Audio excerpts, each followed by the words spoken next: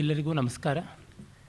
ನಿನ್ನೆ ದಿವಸ ಷಡ್ದರ್ಶನಗಳ ಪರಿಚಯ ಮಾಲಿಕೆಯ 3ನೇ ದಿವಸದಲ್ಲಿ ಸಾಂಖ್ಯ ಯೋಗಗಳನ್ನು ಕುರಿತು ಹೇಳಿದೆ. ಒಬ್ಬ ಶ್ರೋತೃವರ್ಗದ ಸಹೋದರಿ ಯೋಗದ ಬಗ್ಗೆ ಒಂದಷ್ಟು ತಮ್ಮದಾದ ಅಭಿಪ್ರಾಯಗಳನ್ನು ಹೇಳಬೇಕು ಅಂತ ಅಭಿಪ್ರಾಯ ವ್ಯಕ್ತಪಡಿಸಿದ್ರು. ಅವರು ಬಂದಿದ್ದರೆ ದಯಮಾಡಿ ವೇದಿಕೆಗೆ ಬರ್ಬೋದು. ಬಂದಿದ್ದಾರಾ? ದಯಮಾಡಿ ಬರಲಿ. ಅವರ ಅಭಿಪ್ರಾಯ ಏನಿದೆ ಅಷ್ಟನ್ನು ದಯಮಾಡಿ ಹೇಳಿಮ್ಮ. ನಿಮ್ಮ ಪ್ರಮಾಣಗಳು ಏನು ಅಂತ ಅನ್ನೋದನ್ನು ತಿಳಿಸಿ ಮೊದಲು.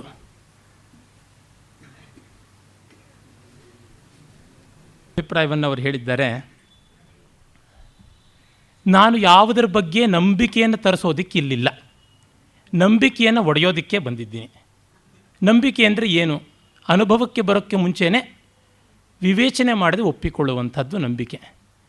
ಹಾಗೆ ಒಪ್ಪಿಕೊಳ್ಳೋದಾದರೆ ನಾವು ಮತ್ತೆ ಅದನ್ನು ಪರಿಶೀಲನೆ ಮಾಡಲೇಬೇಕಾಗುತ್ತದೆ. ಈಗ ಮತಾಂತರ ಇತ್ಯಾದಿಗಳಾಗೋದು ನಂಬಿಕೆಯ ಮೇಲೆ, ಅನುಭವದ ಮೇಲಲ್ಲ. ನನ್ನ ಮುಖ್ಯೋದ್ದೇಶವೇ, ನಮ್ಮ ದರ್ಶನಗಳ ಉದ್ದೇಶವೇ ನಂಬಿಕೆಯನ್ನು ಒತ್ತಿ ಹೇಳೋದಕ್ಕಿಂತ ಅನುಭವದ ಕಡೆಗೆ ಗಮನ ಕೊಡುವಂಥದ್ದು. ಅದು ಎಲ್ಲ ದರ್ಶನಗಳ ಶಿರೋರತ್ನ ಅಂತ ಎಲ್ಲರೂ ಒಪ್ಪಿಕೊಂಡಿರುವಂಥ ವೇದಾಂತದಲ್ಲಿ ಬರುವಂಥದ್ದು. ಹಾಗಾಗಿ ಅನುಭವವನ್ನು, ಅದು ಏನು ನನ್ನದಾದ ಅನುಭವ, ನನಗೆ ಯಾವುದೋ ಯೋಗ ಮಾಡಿ, ನನಗೆ ಯಾವುದೋ ಪ್ರಾಣಾಯಾಮ ಮಾಡಿ, ನನಗೆ ಯಾವುದೋ ತಪಸ್ಸು ಮಾಡಿ, ನನಗೆ ಯಾವುದೋ ದೇವರ ಹಿಂದೆ ಓಡಾಡಿ ನನಗೆ ಬಂದ ಅನುಭವ ಅನ್ನೋದು ಅಲ್ಲ.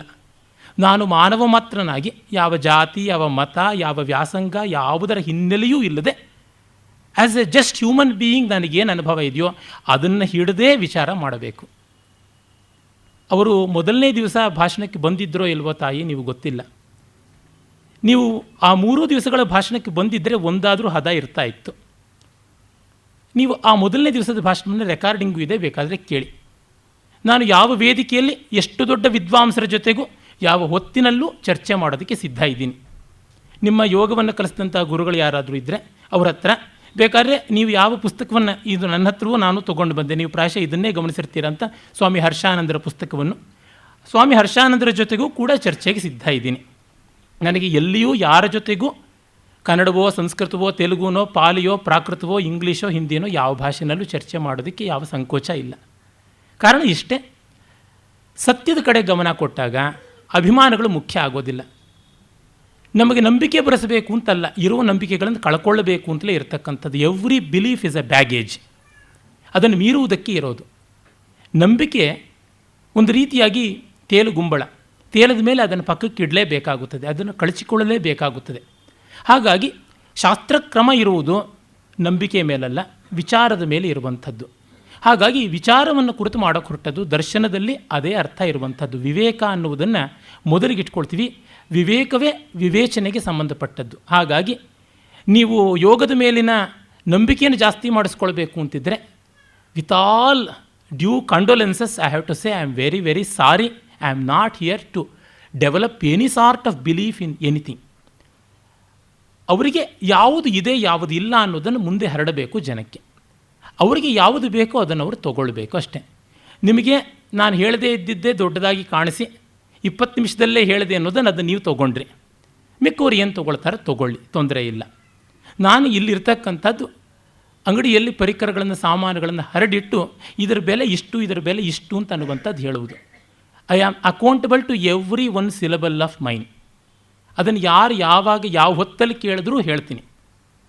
ಮತ್ತು ಚೆನ್ನಾಗಿದೆ, ಯಾರು ಇಲ್ಲ ಅಂತ ಹೇಳೋದಿಲ್ಲ, ಬೇಕಾದಷ್ಟು ಚೆನ್ನಾಗಿದೆ, ಅರೆ ಚೆನ್ನಾಗಿಲ್ಲದೇ ಇರೋದು ಇದೆ ಎನ್ನುವಂಥದ್ದನ್ನು ಹೇಳ್ತಾ ಬಂದಿದ್ದೀನಿ. ಹೀಗಾಗಿ ನಾನು ಯಾವುದೇ ಒಂದು ದರ್ಶನವನ್ನು ಕೊಂಡಾಟ ಮಾಡೋದಕ್ಕೆ ಬಂದಿಲ್ಲ. ದರ್ಶನಗಳನ್ನು ಕೊಂಡಾಟ ಮಾಡೋದಕ್ಕಾದರೆ ಎಲ್ಲಿಯೂ ಹೋಗ್ಬೋದು, ಆಯಾ ಭಕ್ತರದಕ್ಕಿದ್ದೇ ಇದ್ದಾರೆ. ನಮ್ಮ ಅನುಭವಗಳಿಂದ ನೋಡಬೇಕು. ಮತ್ತು ಇದು ಒಬ್ಬ ಭಾರತೀಯನಿಗೆ ಮಾತ್ರವಲ್ಲ, ಯಾವನೇ ಒಬ್ಬನಿಗೂ ಕೂಡ ಕೇಳಿದ್ರೆ ನೋಡಿದಾಗ ಆ ದರ್ಶನದಲ್ಲಿ ಏನಿದೆ ಏನಿಲ್ಲ ಅನ್ನೋದು ಗೊತ್ತಾಗಬೇಕು. ಇವತ್ತು ಪೂರ್ವ ಮೀಮಾಂಸಾ ಬಗ್ಗೆ ಮಾತಾಡ್ತೀನಿ, ಉತ್ತರ ಮೀಮಾಂಸದ ಬಗ್ಗೆ ಇನ್ನೂ ಗೊತ್ತಾಗುತ್ತದೆ. ಇನ್ನೂ ಆ ಭಕ್ತರು ಯಾರಾದರೂ ಇದ್ದರೆ ಬೇಸರ ಆಗಬಹುದು. ದ್ವೈತ, ವಿಶಿಷ್ಟಾದ್ವೈತ, ಅದ್ವೈತಗಳ ಬಗ್ಗೆ ಮಾತಾಡ್ತೀನಿ, ಅಲ್ಲಿ ಕೂಡ ಬೇಕಾದಷ್ಟು ಜನ ಯುದ್ಧಕ್ಕೂ ಬರ್ಬೋದು, ಬರಲಿ, ಏನೂ ಚಿಂತೆ ಇಲ್ಲ. ಕಾರಣ ಇಷ್ಟೇ, ನಾನು ಎಲ್ಲವನ್ನೂ ಕೂಡ ಒಬ್ಬ ಸಾಮಾನ್ಯನ ಪ್ರಾಮಾಣಿಕವಾದ ಅನುಭವದ ಹೊರಗಲ್ಲಿಗಿಟ್ಟೇ ನೋಡಬೇಕು ಅಂತ. ಭಗವದ್ಗೀತೆಯಲ್ಲಿ ಕೃಷ್ಣ ಇದಂತೆ ನಾತಪಸ್ಕಾಯ ನಾಭಕ್ತಾಯ ಕದಾಚನ ನಚಾ ಶುಶ್ರೂಷವೇ ವಾಚ್ಯಂ ನಚ ಮಾಂ ಯೋಭ್ಯಸೂಯತಿ ಅನ್ನುವ ಮಾತನ್ನು ಹೇಳಿದ್ದಾನೆ. ಇದನ್ನು ಭಕ್ತನಲ್ಲದವನಿಗೆ, ಕೇಳಬೇಕು ಅನ್ನೋ ಆಸ್ತೆ ಇಲ್ಲದಿದ್ದವನಿಗೆ, ನನ್ನನ್ನು ಕಂಡು ಹೊಟ್ಟೆ ಕಿಚ್ಚುಪಡೋವನಿಗೆ ಹೇಳಬಾರದು ಅಂತ. ಹಾಗಾದರೆ ಕೃಷ್ಣ ಭಕ್ತ ಅಲ್ಲದೆ ಇದ್ದವನಿಗೆ ಭಗವದ್ಗೀತೆ ಇಲ್ಲ ಅಂದರೆ ಬೇಡ, ಭಗವದ್ಗೀತೆ ತುಬ್ಬ ಅಂದರೆ ಏನು ಮಾಡಬೇಕು? ಅದರಿಂದ ಉಪನಿಷತ್ತುಗಳು ಪ್ರತಿಯೊಬ್ಬನಿಗೂ, ಎಲ್ಲರಿಗೂ ಕೂಡ ಯಾವ ದೃಷ್ಟಿಯಿಂದ ಯೋಚನೆ ಮಾಡುವವನಿಗೂ ಅದಾಗಬೇಕು ಅಂತ ಡಿ ವಿ ಜಿಯವರು ಗೀತಾ ತಾತ್ಪರ್ಯದ ಬಗ್ಗೆ ಬರೀತಾ ಆ ಮಾತನ್ನೇ ಹೇಳ್ತಾರೆ. ಇದು ಹಿಂದೂಗೆ ಮಾತ್ರವೇ ಆಗಬೇಕು, ಕೃಷ್ಣ ಭಕ್ತನಿಗೆ ಮಾತ್ರವೇ ಆಗಬೇಕು ಅಂದರೆ ಗೀತೆಯನ್ನೇ ನಾವು ಸಂಕುಚಿತ ಮಾಡದಂತೆ. ಅದರಿಂದ ಆಚೆಗೆ ಹೋಗಬೇಕು, ಅದನ್ನು ಮೀರಿ ನೋಡಬೇಕು ಅಂತ. ಮತ್ತು ಯೋಗ ಅಂತ ಯಾವುದಿದೆ ಅದು ತಗೊಂಡಿರುವಂಥ ಸುಮಾರು ತತ್ವಗಳೆಲ್ಲ ವೇದಾಂತದಲ್ಲಿ, ಉಪನಿಷತ್ತುಗಳಲ್ಲಿ ಇರುವಂಥದ್ದೇ. ಅದರ ಸಾಧನೆಯ ಅಂಶಗಳನ್ನೆಲ್ಲವನ್ನು ವೇದಾಂತ ಗ್ರಹಿಸಿಕೊಂಡೇ ಇರುವಂಥದ್ದು. ನಾನು ಆ ಸಾಧನೆಯ ಅಂಶಗಳನ್ನು ಯಮ ನಿಯಮಗಳ ಬಗ್ಗೆ ಹೇಳುವಾಗ ಹೇಳಿಯೇ ಹೇಳಿದೆ. ಆಮೇಲೆ 6 ದರ್ಶನಗಳ ಬಗ್ಗೆ ಮೊದಲನೇ ದಿವಸ ಉಪಕ್ರಮ, ಕೊನೆಯ ದಿವಸ ಉಪಸಂಹಾರ ಅನ್ನುವಾಗ 3 ದಿವಸದಲ್ಲಿ ನಾನು ಹೇಳಬೇಕಾಗಿ ಬರುವಂಥದ್ದು ಒಂದೊಂದು ದರ್ಶನಕ್ಕೆ ಮುಕ್ಕಾಲು ಗಂಟೆ ಅಂದರೆ ಜನರಸ್ ಆಗಿ ಡಿವೈಡ್ ಮಾಡಿಕೊಂಡ್ರೆ ಆ ಮುಕ್ಕಾಲು ಗಂಟೆಯಲ್ಲಿ ಆ ಶಾಸ್ತ್ರದ ಬೆಳವಣಿಗೆ ಏನು ಅಂತ ಹೇಳಬೇಕು, ಎಷ್ಟು ಗ್ರಂಥಗಳು ಬಂದಿವೆ ಅಂತ ಹೇಳಬೇಕು, ಕೆಲವು ಮುಖ್ಯ ಪರಿಕಲ್ಪನೆಗಳು ಹೇಳಬೇಕು, 200ಕ್ಕೂ ಹೆಚ್ಚಿರತಕ್ಕಂಥ ಸೂತ್ರಗಳನ್ನು 20 ನಿಮಿಷಕ್ಕೋ 40 ನಿಮಿಷಕ್ಕೋ ಅಲ್ಲದೆ ಇನ್ನು ಹೆಚ್ಚೇನು ಹೇಳಬೇಕು.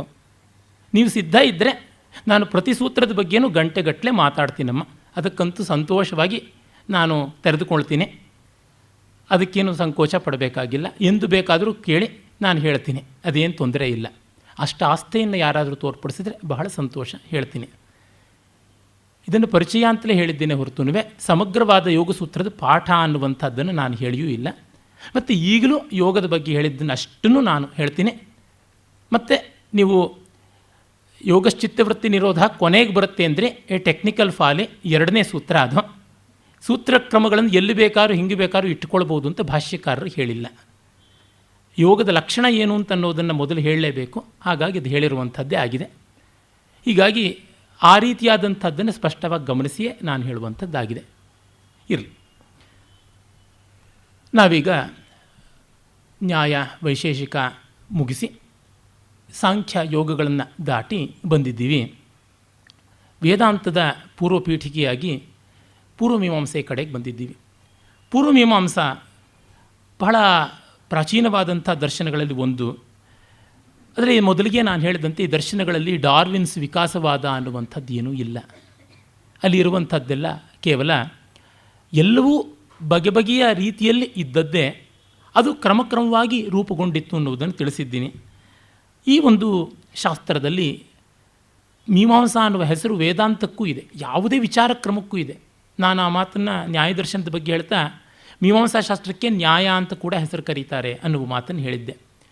ಮತ್ತು ಸಾಂಖ್ಯ ಅನ್ನುವುದನ್ನು ವೇದಾಂತಕ್ಕೂ ಹೇಳ್ತಾರೆ ಅಂತ ಭಗವದ್ಗೀತೆಯಲ್ಲಿ ಬಂದಂಥದ್ದು ಹೇಳಿದೆ. ಯಾಕೆಂದರೆ ಎಷ್ಟೋ ಜನಕ್ಕೆ ಯೋಗ ಅಂದರೆ ಪಾತಂಜಲಿ ಯೋಗ ಅಂತ, ಆಸನಗಳೆಲ್ಲ ಆ ಒಂದು ಗ್ರಂಥದಲ್ಲಿ ಇದೆ ಅಂತ, ಈ ಥರದ್ದೆಲ್ಲ ಪಾಪ ಭ್ರಮೆಗಳು ಕಲ್ಪನೆಗಳು ಇವೆ. ಮತ್ತು ಹಾಗೆಯೇ ವೇದಾಂತದಲ್ಲಿ ಬೇರೆಯಾದ ಒಂದು ಯೋಗ ಇದೆ, ಶ್ರವಣ ಮನನ ನಿಧಿಧ್ಯಾಸನ ರೂಪವಾದ ಯೋಗ. ಅದಕ್ಕೆ ಪಾತಂಜಲಿ ಯೋಗಕ್ಕೆ ಯಾವ ಸಂಬಂಧವೂ ಇಲ್ಲ. ಪಾತಂಜಲಿ ಯೋಗದಲ್ಲಿ ಬರುವ ಸಮಾಧಿ ಇತ್ಯಾದಿಗಳನ್ನೆಲ್ಲ ವೇದಾಂತ ದರ್ಶನದವರು, ಉದಾಹರಣೆಗೆ ಶಂಕರ ಮೊದಲಾದವರು ಸ್ಪಷ್ಟವಾಗಿ ನಿರಾಕರಣೆ ಮಾಡ್ತಾರೆ. ಅದನ್ನು ಕನ್ನಡದಲ್ಲಿ ಓದಬೇಕು ಅಂತ ಆಸಕ್ತಿ ಇದ್ದವರೆಲ್ಲ ಬೇಕಾದರೆ ಸಚ್ಚಿದಾನಂದೇಂದ್ರ ಸರಸ್ವತಿ ಸ್ವಾಮಿಗಳ ಗ್ರಂಥವನ್ನು ನೋಡಬಹುದು. ಯಾಕೆಂದರೆ any state of mind, however great or however low, it is a state of mind ಅಷ್ಟೇ. ನಾವು ಚರಂಡಿಯನ್ನು ಆದಿಯಲ್ಲಿ ಬಾಚ್ತೀವಿ, ಅಂತ್ಯದಲ್ಲಿ ಬಾಚ್ತೀವಿ ಅಂದರೂ ಅದು ಚರಂಡಿ ನೀರೇ ಹೊರತು ಗಂಗಾಜಲ ಅಲ್ಲ. ಹೀನೋಪಮೆ ಕೊಡ್ತಾ ಇರೋದಕ್ಕೆ ಕ್ಷಮಿಸಿ. ಕಾರಣ ಇಷ್ಟೇ, any achievement of yoga as samadhi is only a mental constraint ಅಷ್ಟೇ.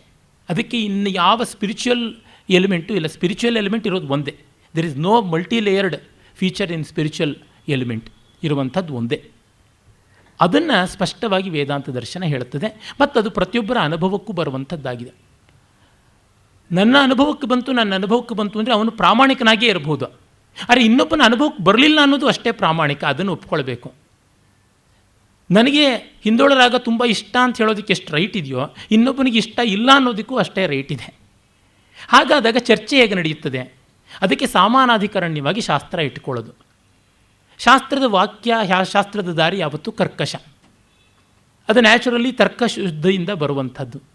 ತರ್ಕಶುದ್ಧತೆಯನ್ನು ಕಂಡಾಗ ತುಂಬ ಜನಕ್ಕೆ ಬೇಸರ ಆಗೋದು, ದುಃಖ ಆಗೋದು.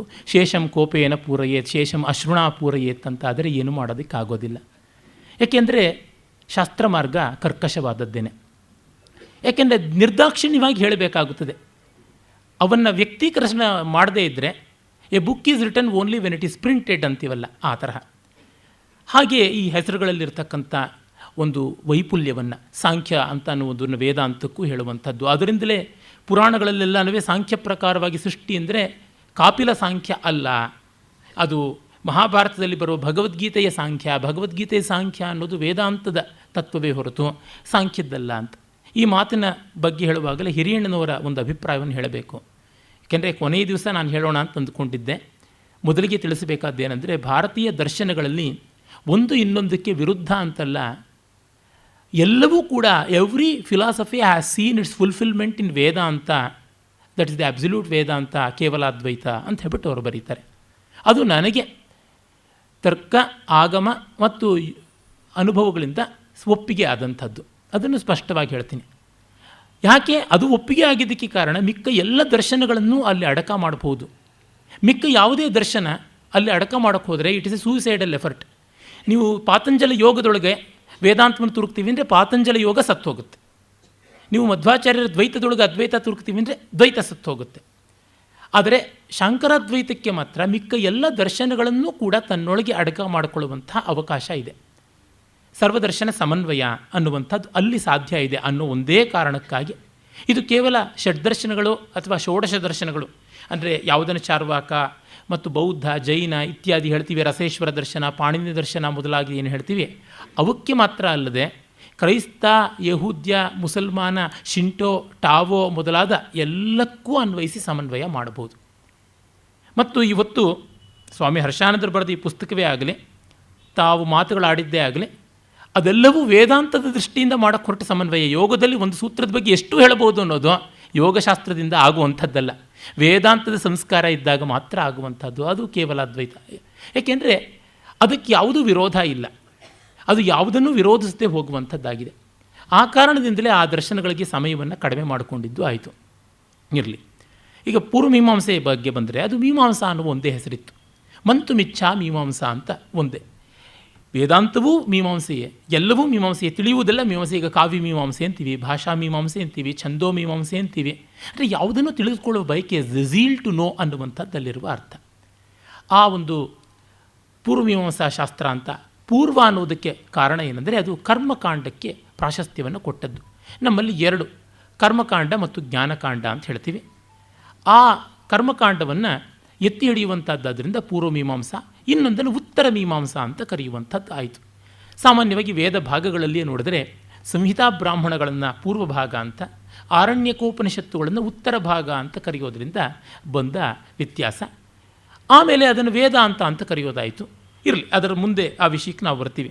ಮಾನ್ ವಿಚಾರೆ ಅನ್ನುವ ಧಾತುವಿನಿಂದ ಮಂತು ಮಿಚ್ಛ ಅನ್ನುವ ನಿರುಕ್ತಿಯಿಂದ ಮೀಮಾಂಸಾ ಅನ್ನುವ ಅರ್ಥ ಬಂದದ್ದಾಯಿತು, ಶಬ್ದ ನಿರೂಪಣವಾಯಿತು. ಇದು ನಮಗೆ ಸೂತ್ರ ರೂಪದಲ್ಲಿ ಮೊದಲು ಕಾಣಿಸ್ತಕ್ಕಂಥದ್ದು ಜೈಮಿನಿ ಮುನಿಗಳದು 12 ಅಧ್ಯಾಯಗಳಲ್ಲಿರುವಂಥ 2644 ಸೂತ್ರಗಳಿರುವ ಒಂದು ಗ್ರಂಥ. ವೇದಾಂತ ಸೂತ್ರಗಳು ಇವು ಎಲ್ಲವನ್ನೂ ಸೇರಿಸಿ ವೇದಾಂತ ಸೂತ್ರಗಳ 4 ಅಧ್ಯಾಯ ಮತ್ತು ಈ 12 ಅಧ್ಯಾಯ ಸೇರಿಸಿ 16 ಅಧ್ಯಾಯವನ್ನು ಒಂದೇ ಷೋಡಶ ಲಕ್ಷಣಿ ಅಂತಲೂ ಕರೀತಾ ಇದ್ದರು. ಅದಕ್ಕೆ ಇನ್ನೊಂದು 4 ಅಧ್ಯಾಯಗಳ ಸಂಕರ್ಷಣ ಕಾಂಡ ಅಂತ ಒಂದು ಮಧ್ಯೆ ಬರ್ತಾ ಇತ್ತು, ಅದನ್ನು ಘಟಕ ಕಾಂಡ ಅಂತಲೂ ಕರೀತಾ ಇದ್ದರು. ಅಂದರೆ ಕರ್ಮ ಪೂರ್ವಮೀಮಾಂಸ ಆದರೆ, ಭಕ್ತಿ ಸಂಕರ್ಷಣ ಕಾಂಡ ಆದರೆ, ಜ್ಞಾನವನ್ನು ಬಾದರಾಯಣ ಕಾಂಡ ಅಂತ. ಹೀಗೆ ಒಟ್ಟು 20 ಅಧ್ಯಾಯಗಳ ಒಂದು ವಿಂಶತಿ ಲಕ್ಷಣಿ ಎನ್ನುವ ಹೆಸರು ಇತ್ತು ಅಂತ ಗೊತ್ತಾಗುತ್ತೆ. ಇರಲಿ, ಅದು ಹೇಗೆ ಇದ್ದರೂ ನಮಗೆ ಗೊತ್ತಾಗುವಂಥದ್ದೇನೆಂದರೆ ಇದು ಬಹಳ ವಿಸ್ತಾರವಾದದ್ದು. ಯೋಗವಾಗಲಿ, ಸಾಂಖ್ಯವಾಗಲಿ, ನ್ಯಾಯ ವೈಶೇಷಿಕಗಳಾಗಲಿ ಈ ಸಂಖ್ಯೆಯ ಸೂತ್ರಗಳನ್ನು ಒಳಗೊಂಡಿಲ್ಲ. ಮಿಕ್ಕ ಎಲ್ಲ ದರ್ಶನಗಳ ಸೂತ್ರಗಳ ಸಂಖ್ಯೆಯನ್ನು ಒಟ್ಟು ಮಾಡಿದ್ರೂ ಇದಕ್ಕಿಂತ ಕಡಿಮೆ ಆಗುತ್ತದೆ. ಎಷ್ಟು ದೊಡ್ಡ ಗ್ರಂಥ, ಅದಕ್ಕೆ ಹಳೆ ವೃತ್ತಿಗಳು ಅಂತ ಅಂದರೆ ಸೂತ್ರಗಳನ್ನು ವಿವರಿಸ್ತಕ್ಕಂಥ ಒಂದು ಗದ್ಯ ರೂಪದ ಬರವಣಿಗೆಗಳಿದ್ದವು. ಅವು ನಮಗೆ ಸಿಗುವಂಥದ್ದು ಒಂದೇ ಪ್ರಮುಖವಾಗಿ ಶಾಬರ ಭಾಷ್ಯ ಅಂತ, ಶಬರಸ್ವಾಮಿ ಅಥವಾ ಶಬರ ಮುನಿಗಳು ಬರೆದಂಥ ಶಾಬರ ಭಾಷ್ಯ ಅನ್ನುವಂಥದ್ದು ನಮಗೆ ಸಿಗುತ್ತದೆ. ಈ ಮೀಮಾಂಸಾ ಶಾಸ್ತ್ರದಲ್ಲಿ 3 ಪ್ರಭೇದಗಳು ಒಡೆದವು.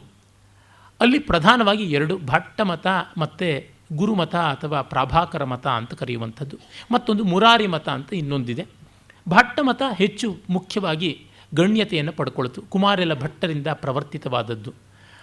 ಅಲ್ಲಿ ನಮಗೆ ಕುಮಾರೆಲ ಭಟ್ಟರು ಈ ಶಾಬರ ಭಾಷ್ಯಕ್ಕೆ 3 ಗ್ರಂಥಗಳಲ್ಲಿ ವಿವರಣೆ ಬರೆದಿದ್ದಾರೆ. ಶ್ಲೋಕವಾರ್ತಿಕ, ತಂತ್ರವಾರ್ತಿಕ ಮತ್ತು ಟುಪ್ಟೀಕ ಅನ್ನುವಂಥದ್ದು.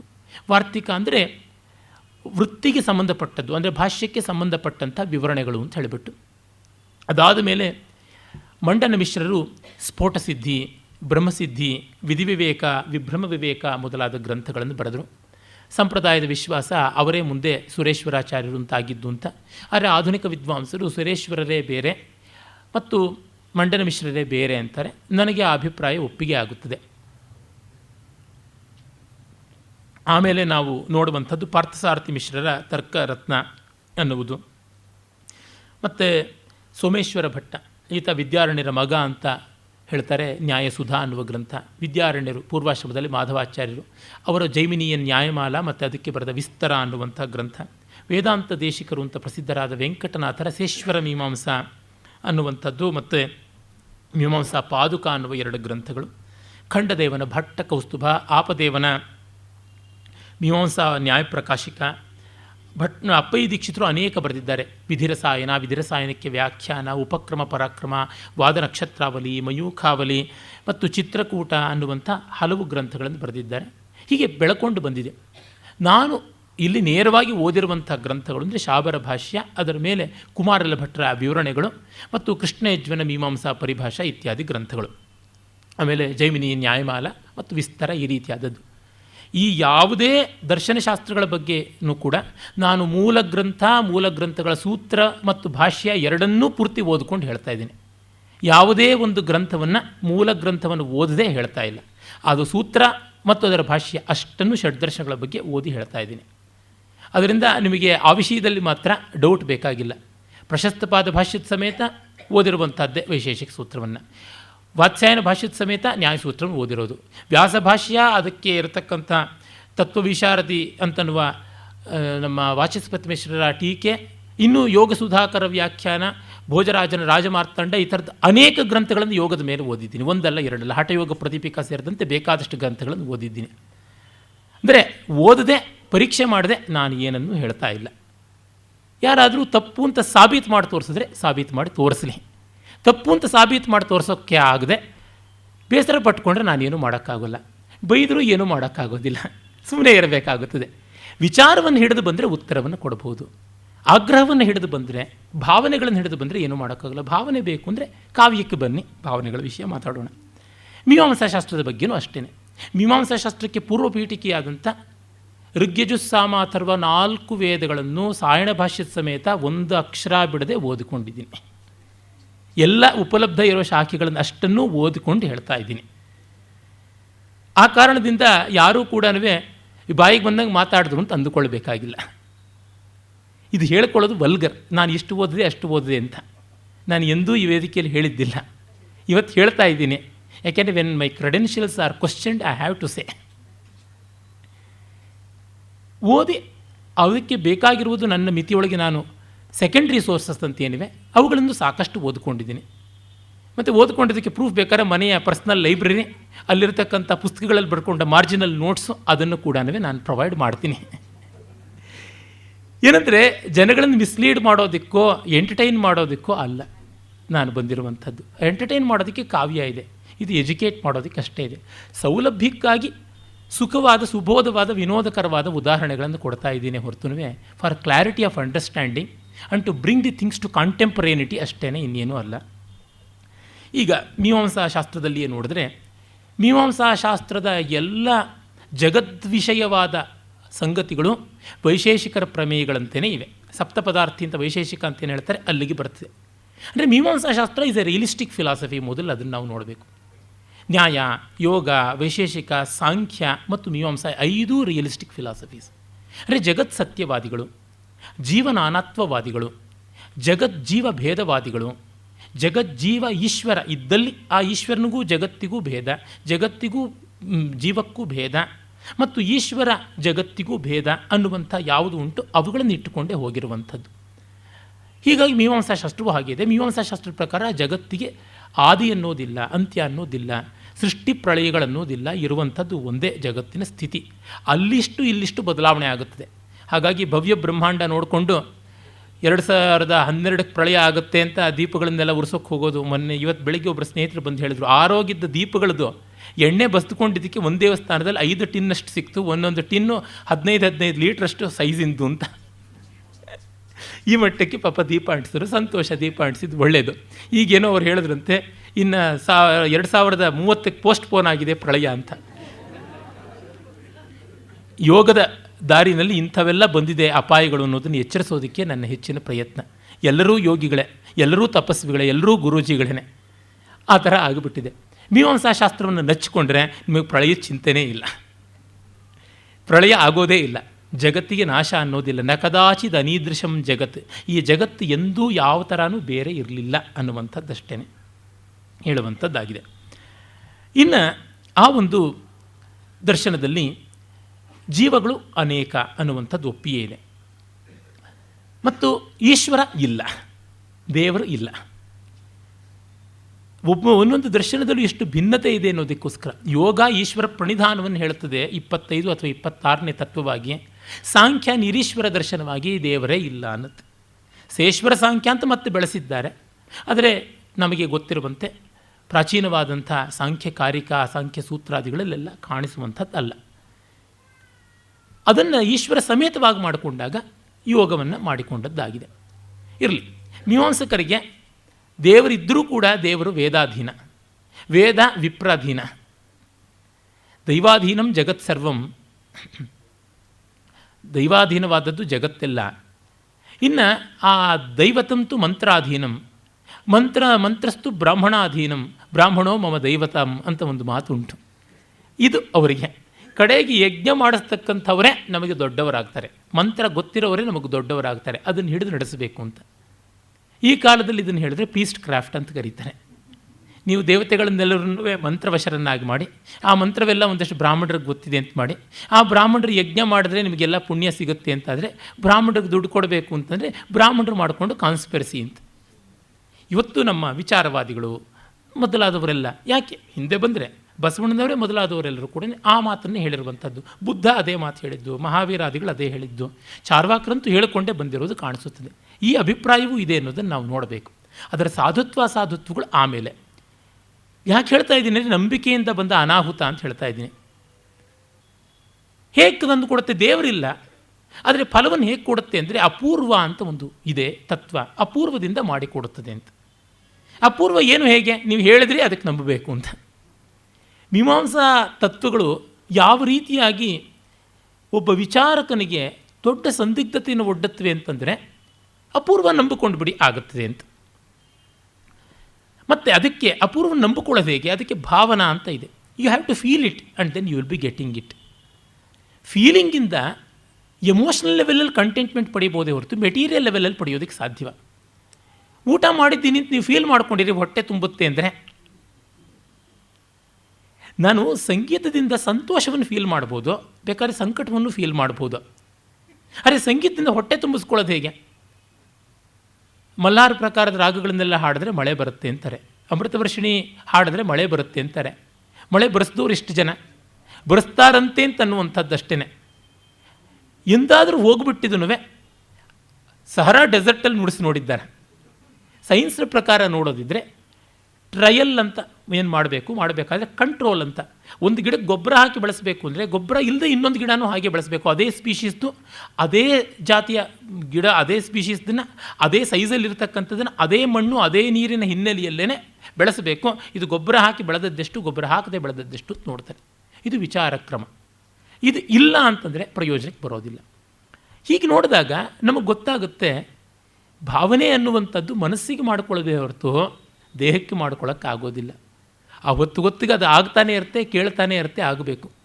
ಸ್ವಾಮಿ ವಿವೇಕಾನಂದರ ಒಂದು ಕಡೆ ಒಂದು ದೃಷ್ಟಾಂತ ಕೊಡ್ತಾರಲ್ವ, ಫಾದರ್ ಸಮುದ್ರದಲ್ಲಿ ಹೋಗ್ತಾ ಇದ್ದಾಗ ಹಡಗು ಮುಳುಗ್ತಾ ಇದೆ ಅನ್ನುವಾಗ we shall all assemble for last prayer ಅಂದರೆ we shall pump and pray ಅಂತಂದ್ರಂತೆ.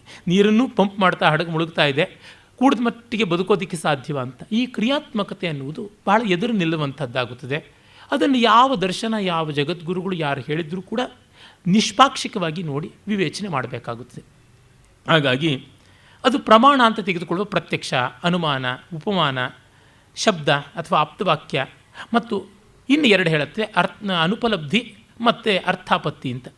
ಈ ಪ್ರಮಾಣಗಳನ್ನು ನೋಡಿದ್ರೆ ಎಲ್ಲವೂ ಕೂಡ ನ್ಯಾಯಶಾಸ್ತ್ರದಲ್ಲಿ ಏನಿದೆ ಪ್ರಮಾಣಗಳು ಅವನ್ನೆಲ್ಲವನ್ನೂ ತಿಳಿಸ್ತಾ ಬಂದಿದೆ ಅಂತ ಗೊತ್ತಾಗುತ್ತದೆ. ಇನ್ನು ನಾವು ನೋಡುವಂಥದ್ದು ಅರ್ಥಾಪತ್ತಿ, ಅನುಪಲಬ್ಧಿ. ಇದನ್ನು ಮೀಮಾಂಸಕರು ಪ್ರತ್ಯೇಕವಾಗಿ ಹೇಳ್ತಾರೆ.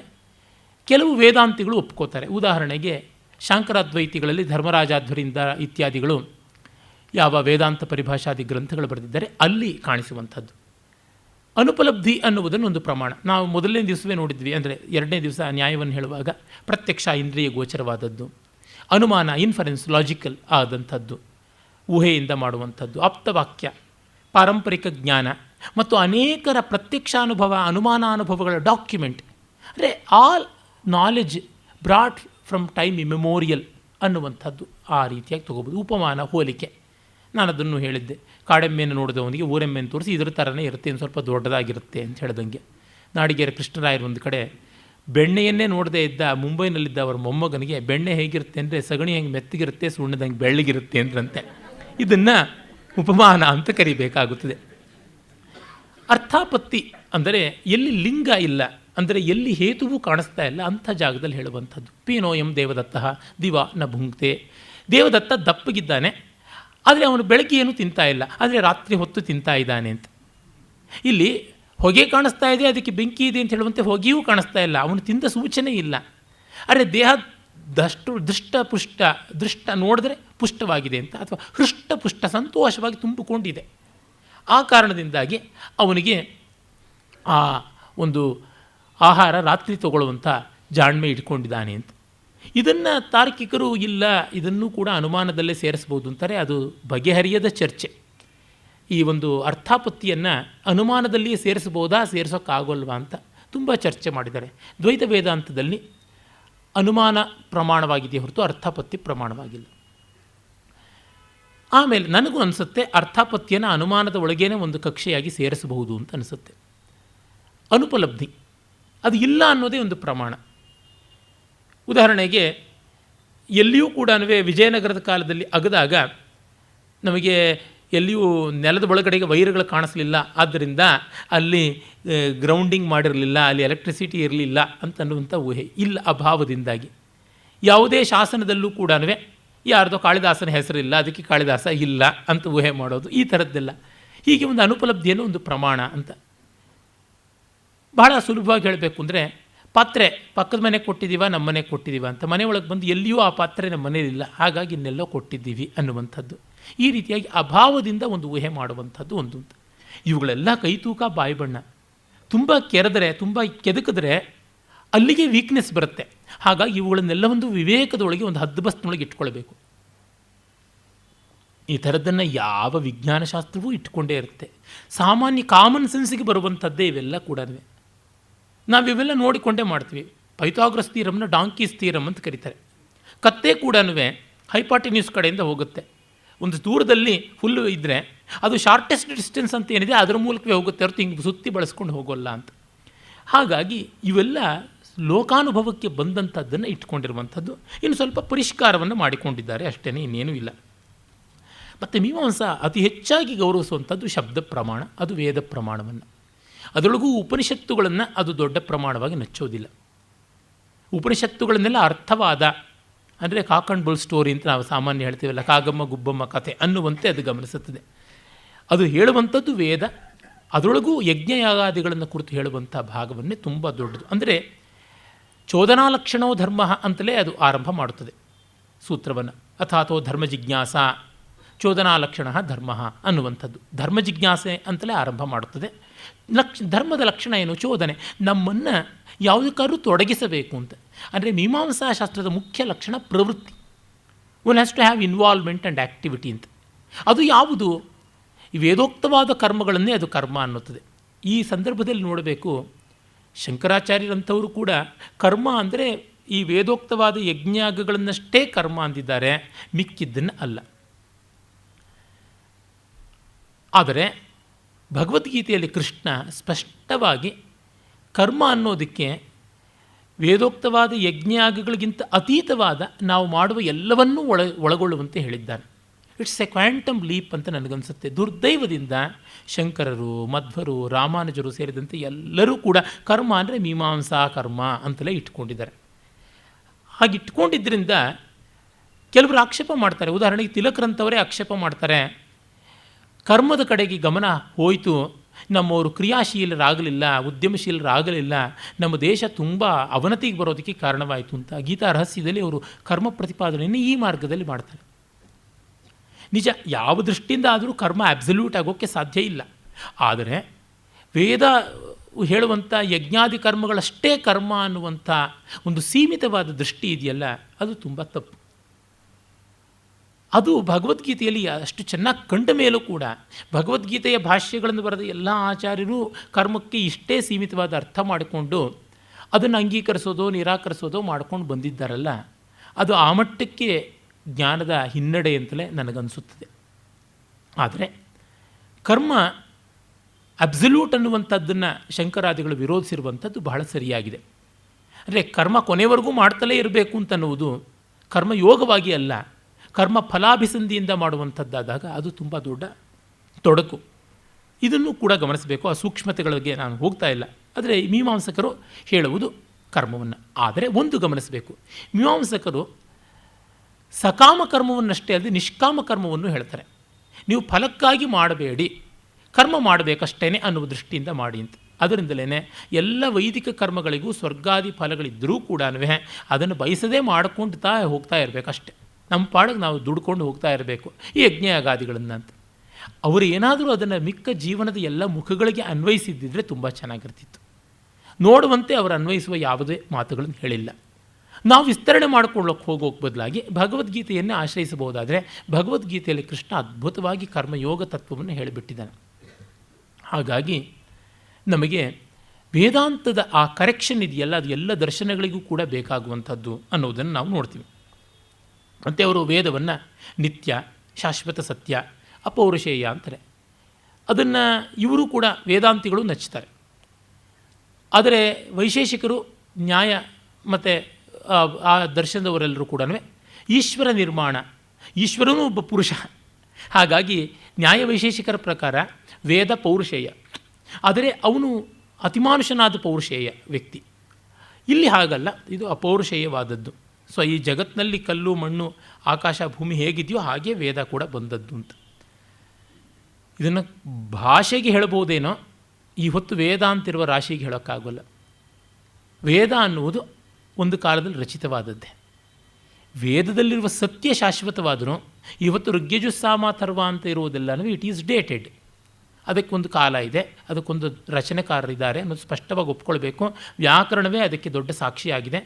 ವ್ಯಾಕರಣ ಸೂತ್ರಗಳಲ್ಲಿ ಪಾಣಿನಿ ಮುನಿ 4ನೇ ಅಧ್ಯಾಯದಲ್ಲಿ ತೇನ ಪ್ರೋಕ್ತಮ್ ಅಂತ ಒಂದು ಸೂತ್ರ ಹೇಳ್ತಾನೆ. ಅದಕ್ಕೆ ಪಾತಂಜಲ ಅಂದರೆ ಯೋಗಸೂತ್ರ ಬರೆದ ಪತಂಜಲಿಯಲ್ಲ, ಮಹಾಭಾಷ್ಯಕಾರ ಪತಂಜಲಿ ಬೇರೆ. ಆ ಪತಂಜಲಿ ಹೇಳಿರುವಂಥ ಭಾಷ್ಯದಲ್ಲಿ ಮತ್ತು ಅದಕ್ಕೆ ತೀರ ಈಚೆಗೆ 17ನೇ ಶತಮಾನದಲ್ಲಿ ನಾಗೇಶ ಭಟ್ಟ ಬರೆದಂಥ ಮಹಾಭಾಷ್ಯ ಪ್ರದೀಪೋದ್ಯೋತ ವ್ಯಾಖ್ಯಾನದಲ್ಲಿ ಕೂಡ ನೋಡ್ತೀವಿ. ತೇನ ಪ್ರೋಕ್ತಮ್ ಸೂತ್ರಕ್ಕೆ ವೇದಗಳ ಅರ್ಥನಿತ್ಯತ್ವ ಅಂದರೆ the import of Veda is eternal but the structure of Veda is temporal ಅಂತ. ಈಗ ನ್ಯೂಟನ್ನ ಗುರುತ್ವಾಕರ್ಷಣ ಶಕ್ತಿಯ ತತ್ವ ಯೂನಿವರ್ಸಲ್, ಎಲ್ಲೂ ಯಾವಾಗಲೂ ಇದ್ದದ್ದು. ಆದರೆ the formulation of Newton and the expression of Newton is of his own. ಅದರಿಂದ ನ್ಯೂಟನ್ ವಿಷಯಕ್ಕೇನು ಬೆಲೆ ಇಲ್ಲ ಅಂತಲ್ಲ, ಅವನಿಲ್ಲದೆ ನಮಗೆ ಸಿಗ್ತಾನೆ ಇರಲಿಲ್ಲ. ಆದರೆ ನ್ಯೂಟನ್ ಇಲ್ಲದೇ ಇದ್ದಿದ್ದನ್ನೇನು ಹೇಳಿದ್ದಲ್ಲ, he revealed it. It's a discovery, it's not an invention. ಅದೊಂದು ಆವಿಷ್ಕಾರವಲ್ಲ, ಅದೊಂದು ಅನ್ವೇಷಣೆ. ಇದನ್ನು ನಾವು ಗಮನಿಸಬೇಕು. ಹೀಗೆ ವೇದಗಳ ಬಗ್ಗೆ ನೋಡಿದಾಗ ಅವರು ಅದನ್ನು ಪರಮ ಪ್ರಮಾಣ ಅಂತ ಹಿಡ್ಕೊಂಡ್ರು. ಮತ್ತು ಅದು ಪ್ರತಿಯೊಂದನ್ನು ಕೂಡ ಯಜ್ಞಯಾಗಾದಿಗಳ ಕಡೆಗೆ ಚೋದನೆ ಮಾಡುವಂಥದ್ದು ಅಂತ ಅಂದುಕೊಂಡ್ರು. ಅದರಿಂದ ಸಾಕಷ್ಟು ತೊಡಕುಗಳು ಬರ್ತವೆ.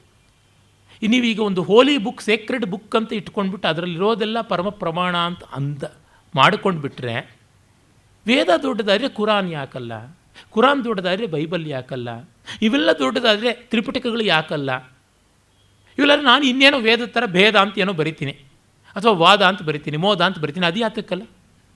ಪ್ರತಿಯೊಬ್ಬರಿಗೂ ಅಷ್ಟೋ ಇಷ್ಟೋ ಫಾಲೋಯರ್ಸ್ ಇದ್ದೇ ಇರ್ತಾರೆ, ನಡೆಯುತ್ತೆ. ಒಬ್ಬೊಬ್ಬ ಆಚಾರ್ಯರು ಒಬ್ಬೊಬ್ಬ ಮತ ಪ್ರವರ್ತಕರು ಬಂದಾಗ ಹಿಂದಿಂದನ್ನೆಲ್ಲ ತಪ್ಪು ಅಂತಂದರು ನಿಜ. ಆದರೆ ಹಿಂದಿನವ್ರು ಎಲ್ಲರೂ ಇವ್ರ ಹಿಂದೆ ಬರಲಿಲ್ಲ, ಇವ್ರದ್ದು ಒಂದು ಪಕ್ಷ ಆಯಿತು. ನಾವು ರಾಜಕೀಯ ಪಕ್ಷಗಳು ನೋಡಿದ್ವಿ. ಸುಬ್ರಹ್ಮಣ್ಯ ಸ್ವಾಮಿ ಜನತಾ ಪಾರ್ಟಿನಲ್ಲಿರೋದು, ಆ ಜನತಾ ಪಾರ್ಟಿ ಎಲ್ಲಿದೆ ಅನ್ನೋದು ಗೊತ್ತಿಲ್ಲ, ಸುಬ್ರಹ್ಮಣ್ಯ ಸ್ವಾಮಿ ಎಲ್ಲಿರೋದು, ಅವ್ರು ಮಾಡೋ ಕೆಲಸ ಏನು ಅನ್ನೋದು ಗೊತ್ತಿದೆ. ಹಾಗಾಗಿ ಜನತಾ ಪಾರ್ಟಿನೂ ಇದೆ ಅಂತ ಅನುಮಾನ ಮಾಡಬೇಕಾಗುತ್ತದೆ. ಎತ್ತರ ಎತ್ತರ ಸುಬ್ರಹ್ಮಣ್ಯ ಸ್ವಾಮಿ ತತ್ರ ಜನತಾ ಪಕ್ಷ, ಹಾಗಾಗಿ ಹೇಳಬೇಕಾಗುತ್ತೆ. ಅಂದರೆ ನಮಗೆ ಗೊತ್ತಾಗುತ್ತದೆ, ನಮಗೆ ಎಷ್ಟೇ ವೇದದ ಬಗ್ಗೆ ಗೌರವ ಇದ್ದರೂ ಅದನ್ನು ದೊಡ್ಡ ಪ್ರಮಾಣವಾಗಿ ಪ್ರಶ್ನಾತೀತವಾಗಿ ಹಿಡ್ಕೊಂಡು ಹೋದರೆ ಅದೇ ಥರ ಮತ್ತೊಂದು ನೀಡ್ತಾರೆ. ನೀವೇನು ಓಟ್ ಹಾಕ್ತೀರಾ? ಓಟ್ ಹಾಕಿದ್ರೆ ಮೊದಲು ಎಲ್ಲದಕ್ಕೂ ಮೊದಲು ಠೇವಣಿ ಕಳ್ಕೊಳ್ಳೋದು ಹಿಂದೂ ಧರ್ಮವೇ, ಸನಾತನ ಧರ್ಮವೇ. ಯಾಕೆಂದರೆ ನಾವು ಯಾರೂ ವೋಟಿಂಗ್ ಮಾಡೋದಕ್ಕೆ ಹೋಗೋದಿಲ್ಲ. ವೋಟಿಂಗ್ ದಿವಸ ಬೆಚ್ಚಗೆ ಮನೇಲಿ ಮಲ್ಕೊಂಡಿರ್ತೀವಿ. ಎಜುಕೇಟೆಡ್ ಆದಷ್ಟು ಕೂಡ ವಿ ಅಬ್ಸ್ಟೈನ್ ಫ್ರಮ್ ವೋಟಿಂಗ್. ಮೊದಲು ಗೆಲ್ಲುವಂಥದ್ದು ಇಸ್ಲಾಂ. ಯಾಕೆಂದರೆ ಅಲ್ಲಿ ಹುಟ್ಟೋ ಮಕ್ಕಳು ಮೊದಲುಗೊಂಡು ವೋಟ್ ಹಾಕ್ಬಿಟ್ಟು ಬರ್ತಾರೆ. ನೀವು ನೋಡಿದ್ದೀರಾ, ಎಂದೂ ಕಾಣದೇ ಇರತಕ್ಕಂಥ ಅಸೂರ್ಯಂ ಪಶ್ಯ ಮುಸ್ಲಿಂ ಮಹಿಳೆಯರು ಕೂಡ ಬುರ್ಕಾ ಹಾಕ್ಕೊಂಡು ವೋಟಿಂಗ್ ಬೂತಲ್ಲಿ ಮೊದಲು ಬಂದುಬಿಟ್ಟಿದ್ರೆ ಪೋಲಿಂಗ್ ಬೂತಲ್ಲಿ ವೋಟ್ ಮಾಡಿಬಿಟ್ಟು ಹೋಗ್ತಾರೆ. ಇಸ್ಲಾಂ ಬರುತ್ತೆ, ಆಮೇಲೆ ಕ್ರಿಶ್ಚಿಯಾನಿಟಿ ಬರುತ್ತೆ, ಹೀಗೆ. ಹಾಗಾಗಿ ನೀವು ಜನಸಂಖ್ಯೆಯಿಂದ ಮಾಡೋಕ್ಕಾಗೋಲ್ಲ. ಇಲ್ಲ, ಎಲ್ಲಕ್ಕಿಂತ ದೊಡ್ಡ ಜ್ಞಾನ ಇದೆ ಅಂದರೆ ಏನು ಸ್ವಾಮಿ ಇದೆ, ನಮಗೆ ಪ್ರಯೋಜನಕ್ಕೆ ಬರೋದು ಏನಿದೆ? ಬೇಕಾದಷ್ಟು ಇದೆ ಅಂತ ಹಾಗೆ ಹೇಳೋರೆಲ್ಲರೂ ಕೂಡ ಆ ಕ್ರಿಶ್ಚಿಯನ್ರು ಕಂಡುಹಿಡಿದಿರ್ತಕ್ಕಂಥ ವಿಮಾನಗಳಲ್ಲಿ ಓಡಾಡಿಕೊಂಡು, ಅವರು ಕಂಡುಹಿಡಿದಿರ್ತಕ್ಕಂಥ ಸೆಲ್ಫೋನ್ಗಳಲ್ಲಿ ಮಾತಾಡಿಕೊಂಡು, ಅವರು ಕಂಡಿರ್ತಕ್ಕಂಥ ಪಾಮ್ ಟಾಪು ಲ್ಯಾಪ್ಟಾಪ್ಗಳಲ್ಲಿ ಎಲ್ಲ ಕುಟ್ಟುಕೊಂಡು, ಅವರು ಕೊಡೋ ಡಾಲರ್ಗಳನ್ನೇ ತಿಂದುಕೊಂಡು, ಆದ ಕಾಣಿಕೆಗಳನ್ನೇ ಇಟ್ಟುಕೊಂಡು, ಆ ವಿದೇಶಿ ಸೆಂಟರ್ಗಳಲ್ಲೇ ತಾವುಗಳು ವಾಸ ಮಾಡಿಕೊಂಡು, ದೊಡ್ಡ ದೊಡ್ಡ ಹೆಸರುಗಳು ಮಹರ್ಷಿ ಮಹೇಶ್ ಯೋಗಿ ಅಂತ, ಎಲ್ಲರಿಗೂ ಮಹರ್ಷಿಗಳೇ, ಯಾರು ಮಹರ್ಷಿಗಳಲ್ಲ. ಅವ್ರು ನೆಲದ ಮೇಲೆ ಇದ್ದಿದ್ದಕ್ಕಿಂತ ಆಕಾಶದಲ್ಲಿದ್ದಿದ್ದೇ ಅವಧಿ ಜಾಸ್ತಿ ಬದುಕಿನಲ್ಲಿ ಅಂತ ಫ್ಲೈಯಿಂಗ್ ಸ್ವಾಮೀಜಿ ಅಂತ ಕರೀತಾ ಇದ್ರು ಅವ್ರನ್ನ. ಅಂದರೆ ಅವರೆಲ್ಲ ಅದನ್ನು ಮಾಡಿ ನಿಮಗೆ ನಾವು ಎಲ್ಲದಕ್ಕೂ ಬೇಕು, ಇಲ್ಲಿಗೆ ಮಾತ್ರ ಬೇಡವಾ? ಅಡುಗೆ ಮಾಡೋವರೆಗೂ ನಾವು ಬೇಕು, ಇಂಜಿನಲ್ಲಿ ಎತ್ತೋಕ್ಕೂ ನಾವು ಬೇಕು, ಬಡಿಸಿ ತಿನ್ನೋವಾಗ ಮಾತ್ರ ನಾವು ಬೇಡವಾ? ಆವಾಗ ಮಾತ್ರ ನಾವು ಕಹೀನಾ ಅಂತ ಏನಾದರೂ ಕೇಳಿದ್ರೆ, ಹಾಗಾಗಿ ನಿಮ್ಮ ವೇದ ಇದೆಲ್ಲ ಏನು ಕೊಡುತ್ತೋ? ಹಾಗಾಗಿ ವೇದಕ್ಕೆ ಏನು ಬೆಲೆ ಕೊಡೋದಕ್ಕೆ ಸಾಧ್ಯ? ನಿಮಗೆ ಬೇಕಾಗಿರೋ ಹೊಟ್ಟೆಗೆ ಹಿಟ್ಟನ್ನು ಕೂಡ ನಮ್ಮಿಂದಾನೇ ನೀವು ಕೇಳ್ಪಡ್ಕೋತೀರ. ನಾನು ವೇದ ಜಪ ಮಾಡಿಬಿಟ್ಟು ಹೊಟ್ಟೆ ತುಂಬಿಸ್ಕೋತೀನಿ ಅಂತ ಯಾರಿದ್ದಾನೆ? ನನ್ನ ಮಾತಲ್ಲ, ಮಾಘನ ಮಾತು. ನ ಛಂದಸ ಕೇನಚಿದ್ ಧೃತ ಮುಕುಲಂ. ವೇದ ಓದಿ ಯಾವ ಮನೇನೂ ಉದ್ಧಾರ ಆಗಿಲ್ಲ. 7ನೇ ಶತಮಾನದಲ್ಲಿ ಹೇಳಿದ್ದು ಈ ಮಾತನ್ನು, 7-8ನೇ ಶತಮಾನದಲ್ಲಿ. ಅಂದರೆ ಈ ಪ್ರಶ್ನೆಗಳನ್ನು ಚಾರ್ವಾಕರು ಎಂದೋ ಕೇಳಿದ್ದಾರೆ. ತ್ರಿದಂಡ ತ್ರಯಿ ಭಸ್ಮಾವ ಗುಂಟನಂ ಧೂರ್ತ ಬ್ರಾಹ್ಮಣ ನಾಂ ಜೀವಿಕಾ ಏತಿ ಬೃಹಸ್ಪತಿ ಅಂತ. ತ್ರಿದಂಡ ಇಟ್ಕೊಳ್ಳೋದು, ವಿಭೂತಿ ಬಳ್ಕೊಳ್ಳೋದು, ವೇದ ಹೇಳೋದು, ಇದೆಲ್ಲ ಧೂರ್ತ ಬ್ರಾಹ್ಮಣರ ಜೀವಿಕೆ, ಹೊಟ್ಟೆ ಪಾಡಗೆ ಮಾಡ್ಕೊಂಡಿರ್ತಕ್ಕಂಥದ್ದು ಅನ್ನುವಂಥದ್ದು. ನೀವು ಶ್ರಾದ್ದ ಮಾಡಿಬಿಟ್ಟಿದ್ದೂ ಪರಲೋಕದಲ್ಲಿರ್ತಕ್ಕಂಥ ನಿಮ್ಮ ಅಪ್ಪನಿಗೆ ಊಟ ಕಳಿಸ್ತೀರಿ ಅಂತಾದರೆ, ನಿಮ್ಮ ಸ್ನೇಹಿತ ದಾರಿನಲ್ಲೆಲ್ಲೋ ಹೋಗ್ತಾ ಇದ್ದಾನೆ ಬೆಂಗಳೂರು ಟು ಹೈದರಾಬಾದು, ಅವನಿಗೆ ಲಂಚ್ ಟೈಮಿಗೆ ಸರಿಯಾಗಿ ನೀವು ತಿಥಿ ಮಾಡಿ ಇಲ್ಲಿ ಠಕ್ಕಂತ ಅವನ ಕೈಗೆ ಬಂದು ಬೀಳುತ್ತೆ ಪಿಂಡ. ಯಾಕೆ ಮಾಡಬಾರ್ದು? ನೀವು ಪಶುವನ್ನು ಬಲಿ ಕೊಟ್ಟು ಸ್ವರ್ಗಕ್ಕೆ ಕಳಿಸ್ಬೋದು ಅಂದರೆ ನಿಮ್ಮ ಅಪ್ಪನ್ನೇ ಬಲಿ ಕೊಡಿ, ಸಲೀಸಾಗಿ ಅವನು ವೀಸಾ ಪಾಸ್ಪೋರ್ಟ್ ಇಲ್ಲದೆ ಸ್ವರ್ಗಕ್ಕೆ ಹೋಗ್ಬಿಡ್ತಾನಲ್ವಾ ಅನ್ನೋ ಮಾತನ್ನೆಲ್ಲ ಕೇಳ್ತಾರೆ. ಇದೆಲ್ಲ ನಿಮಗೆ ಸರ್ವದರ್ಶನ ಸಂಗ್ರಹದ 1ನೇ ಅಧ್ಯಾಯದಲ್ಲಿ ನೋಡ್ತೀರಿ. ನಾನು ಅದನ್ನು ಒಪ್ತೀನಿ ಅಂತಲ್ಲ, ಈ ಥರದ ವಿಚಾರ ಕ್ರಮವೂ ಇದೆ. ಇದಕ್ಕೇನು ಉತ್ತರ ಕೊಡ್ತೀರಾ? ಅದನ್ನು ಬಹಳ ನಂಬಿಕೆ ಅಂತಿದ್ರೆ ಏನು ಉತ್ತರ ಕೊಡೋಕ್ಕಾಗೋದಿಲ್ಲ. ನಂಬಿಕೊಂಡು ಮುಂಡು ಮಚ್ಕೊಳ್ಳೋದಷ್ಟೇ, ಇನ್ನೇನೂ ಇಲ್ಲ. No belief can protect us, ಅಷ್ಟೇ ನಾನು ಹೇಳ್ತೀನಿ. ನಿರ್ದಯವಾದ ವಿಚಾರ ಕ್ರಮದಿಂದ ನಾವು ಗೆಲ್ಲಬಹುದೇ ಹೊರತುನುವೆ ನಂಬಿಕೆಯಿಂದ ಏನೂ ಮಾಡೋಕ್ಕಾಗೋಲ್ಲ. ನಂಬಿಕೆ ವೈಲೆಂಟ್ ಆದರೆ ಯಾವುದನ್ನು ನಾಶ ಮಾಡೋಕ್ಕಾಗುತ್ತದೆ. ನಮಗುಂಟ ಇಸ್ಲಾಮಿಕ್ ಟೆರರಿಸ್ಟ್ಗಳಿಗಿರುವಂಥ ನಂಬಿಕೆ? ಅದೂ ಇಲ್ಲ. ಕ್ರಿಶ್ಚಿಯನ್ ನನ್ನುಗಳಿರುವಷ್ಟು ನಂಬಿಕೆ ನಮಗಿದೆಯಾ? ಯಾರು ಎಷ್ಟು ಬೈದರೂ ಮನೆ ಬಾಗಿಲು ತಟ್ಟಿ ಕೈಗೆ ಒಂದಿಷ್ಟು ಪೋಸ್ಟ್ಗಳನ್ನು ತುರುಕಿ, ಬ್ಯಾಗ್ಗಳಿಗೆ ಒಂದಿಷ್ಟು ಬೈಬಲ್ ಕಾಪಿನ ತುರುಕಿ ಬರ್ತಾ ಇರ್ತಾರೆ. ನಿಮಗಾಗಿ ಪ್ರತ್ಯೇಕವಾಗಿ ಪ್ರಾರ್ಥನೆ ಮಾಡುತ್ತೇವೆ ಅಂತ ಹೇಳಿಬಿಟ್ಟೇ ಹೋಗ್ತಾರೆ. ಆ ಟಾಲರೆನ್ಸ್ ಇದೆಯಾ ನಮಗೆ? ನಂಬಿಕೆ ಇಲ್ಲ. ಇನ್ನೇನು ಉಳಿಸ್ಕೊಳ್ಬೇಕು? ಹೀಗೆ ನೋಡಿದಾಗ ನಮಗೆ ಉಳಿಯತಕ್ಕಂಥದ್ದು ಒಂದೇ ವಿಚಾರ ಕ್ರಮ, ವಿವೇಕಿಗಳಾಗಿದ್ದರೆ. ಮೀಮಾಂಸಾಶಾಸ್ತ್ರದಲ್ಲಿರ್ತಕ್ಕಂಥ ವೇದದ ಶ್ರದ್ಧೆ ಅನ್ನೋದು ಏನಿದೆ, ಅದು ಎಷ್ಟೇ ದೊಡ್ಡದಾದರೂ ಸವಿಚಾರವಲ್ಲ, ಅವಿಚಾರವಾದದ್ದು. ವೇದದಲ್ಲಿ ಎಲ್ಲದಕ್ಕೂ ಸಮನ್ವಯ ಹೇಳಬಹುದು, ಮೀಮಾಂಸಾ ದೃಷ್ಟಿಯಿಂದ ಸಮನ್ವಯ ಹೇಳೋಕ್ಕಾಗಲ್ಲ, ವೇದಾಂತ ದೃಷ್ಟಿಯಿಂದಲೇ ಸಮನ್ವಯ ಹೇಳಬೇಕಾಗಿ ಬರ್ಬೋದು. ಅದಕ್ಕಾಗಿ ಹಿರಿಯಣ್ಣನವರು ವೇದಾಂತದಲ್ಲಿ ಮಿಕ್ಕೆಲ್ಲ ದರ್ಶನಗಳು ಫುಲ್ಫಿಲ್ಮೆಂಟನ್ನು ಕಂಡಿವೆ ಅಂತ ಹೇಳುವುದಾಯಿತು. ಆಮೇಲೆ ಈ ವಿಧಿಯನ್ನು ಬಹಳ ಬೇರೆ ಬೇರೆ ರೀತಿಯಲ್ಲಿ ಹೇಳ್ತಾರೆ. ಅಂದರೆ ಉತ್ಪತ್ತಿ, ವಿನಿಯೋಗ, ಅಧಿಕಾರ, ಪ್ರಯೋಗ ಅಂತ 4 ಬಗೆಯಲ್ಲಿ ಹೇಳ್ತಾರೆ. ಆ ವಿಧಿ ಹೇಗೆ ಉತ್ಪನ್ನವಾಯಿತು? ಈಗ ಬ್ರಾಹ್ಮಣೋ ಜ್ಯೋತಿಷ್ಠೋಮೇನ ಯಜೆ ವಸಂತೆ ಬ್ರಾಹ್ಮಣೋ ಜ್ಯೋತಿಷ್ಠೋಮೇನ ಯಜೇತ, ವಸಂತ ಋತುವಿನಲ್ಲಿ ಬ್ರಾಹ್ಮಣ ಜ್ಯೋತಿಷ್ಠೋಮಯಾಗ ಮಾಡಬೇಕು ಅಂತ ಬರುತ್ತೆ. ಅದು ವಿಧಿ. ಅದು ಉತ್ಪನ್ನವಾಗಿದ್ದು ಹೇಗೆ ಆ ಯಜ್ಞ. ಮತ್ತು ವಿನಿಯೋಗ ಹೇಗೆ, ಆ ಮಂತ್ರಗಳು ಎಲ್ಲಿ ವಿನಿಯೋಗ ಮಾಡಬೇಕು, ಈ ಮಂತ್ರವನ್ನು ಸೋಮಯಾಗದಲ್ಲಿ ವಿನಿಯೋಗ ಮಾಡಬೇಕೆ ಅಥವಾ ನಿರೂಢ ಪಶುಬಂಧದಲ್ಲಿ ಮಾಡಬೇಕೆ, ಅಂದರೆ ಅದೆಲ್ಲ ಬಂದುಬಿಟ್ಟಿದ್ದೂ ಪಾಶುಕ ಯಾಗಗಳು, ಯಾವುದನ್ನು ನಾವು ಹವಿಸ್ ಸಂಸ್ಥೆ ಅಂತ ಕರಿತೀವಿ, ಅದರೊಳಗೆ ಬರುವಂಥದ್ದು. ಮತ್ತು ಈಗ ಆಶ್ವಿನ ಮಂತ್ರಗಳು, ಅದನ್ನು ಅಪ್ತೋರ್ಯಾಮದಲ್ಲಿ ಹೇಳಬೇಕು, ರಾತ್ರಿ ಇಡೀ ಹೇಳಬೇಕಾಗುತ್ತದೆ. ಈ ರೀತಿಯಾದಂಥದ್ದೆಲ್ಲ ಬರುವಂಥದ್ದು ವಿನಿಯೋಗ. ಮತ್ತು ಅಧಿಕಾರ, ಇದನ್ನು ಹೇಳೋನು ಯಾರು? ಇದು ಅಚ್ಛಾವಾಕ ಹೇಳ್ತಕ್ಕಂಥದ್ದೇ, ಇದನ್ನು ಮೈತ್ರಾವರಣಿ ಅನ್ನುವಂಥ ಋತ್ವಿಕ್ ಹೇಳುವಂಥದ್ದೇ, ಇದನ್ನು ಗ್ರಾವಸೃತ್ ಹೇಳ್ತಕ್ಕಂಥದ್ದೇ, ಇದನ್ನು ಸುಬ್ರಹ್ಮಣ್ಯ ಅಂತಕ್ಕಂಥ ಉದ್ಗಾತ್ರ ವರ್ಗದ ಒಬ್ಬ ಸಾಮಗಾನ ಮಾಡುವವನು ಹೇಳುವವನೇ, ಅವುಗಳನ್ನೆಲ್ಲ ವಿನಿಯೋಗ ಮಾಡಿ ನೋಡ್ತಕ್ಕಂಥದ್ದು.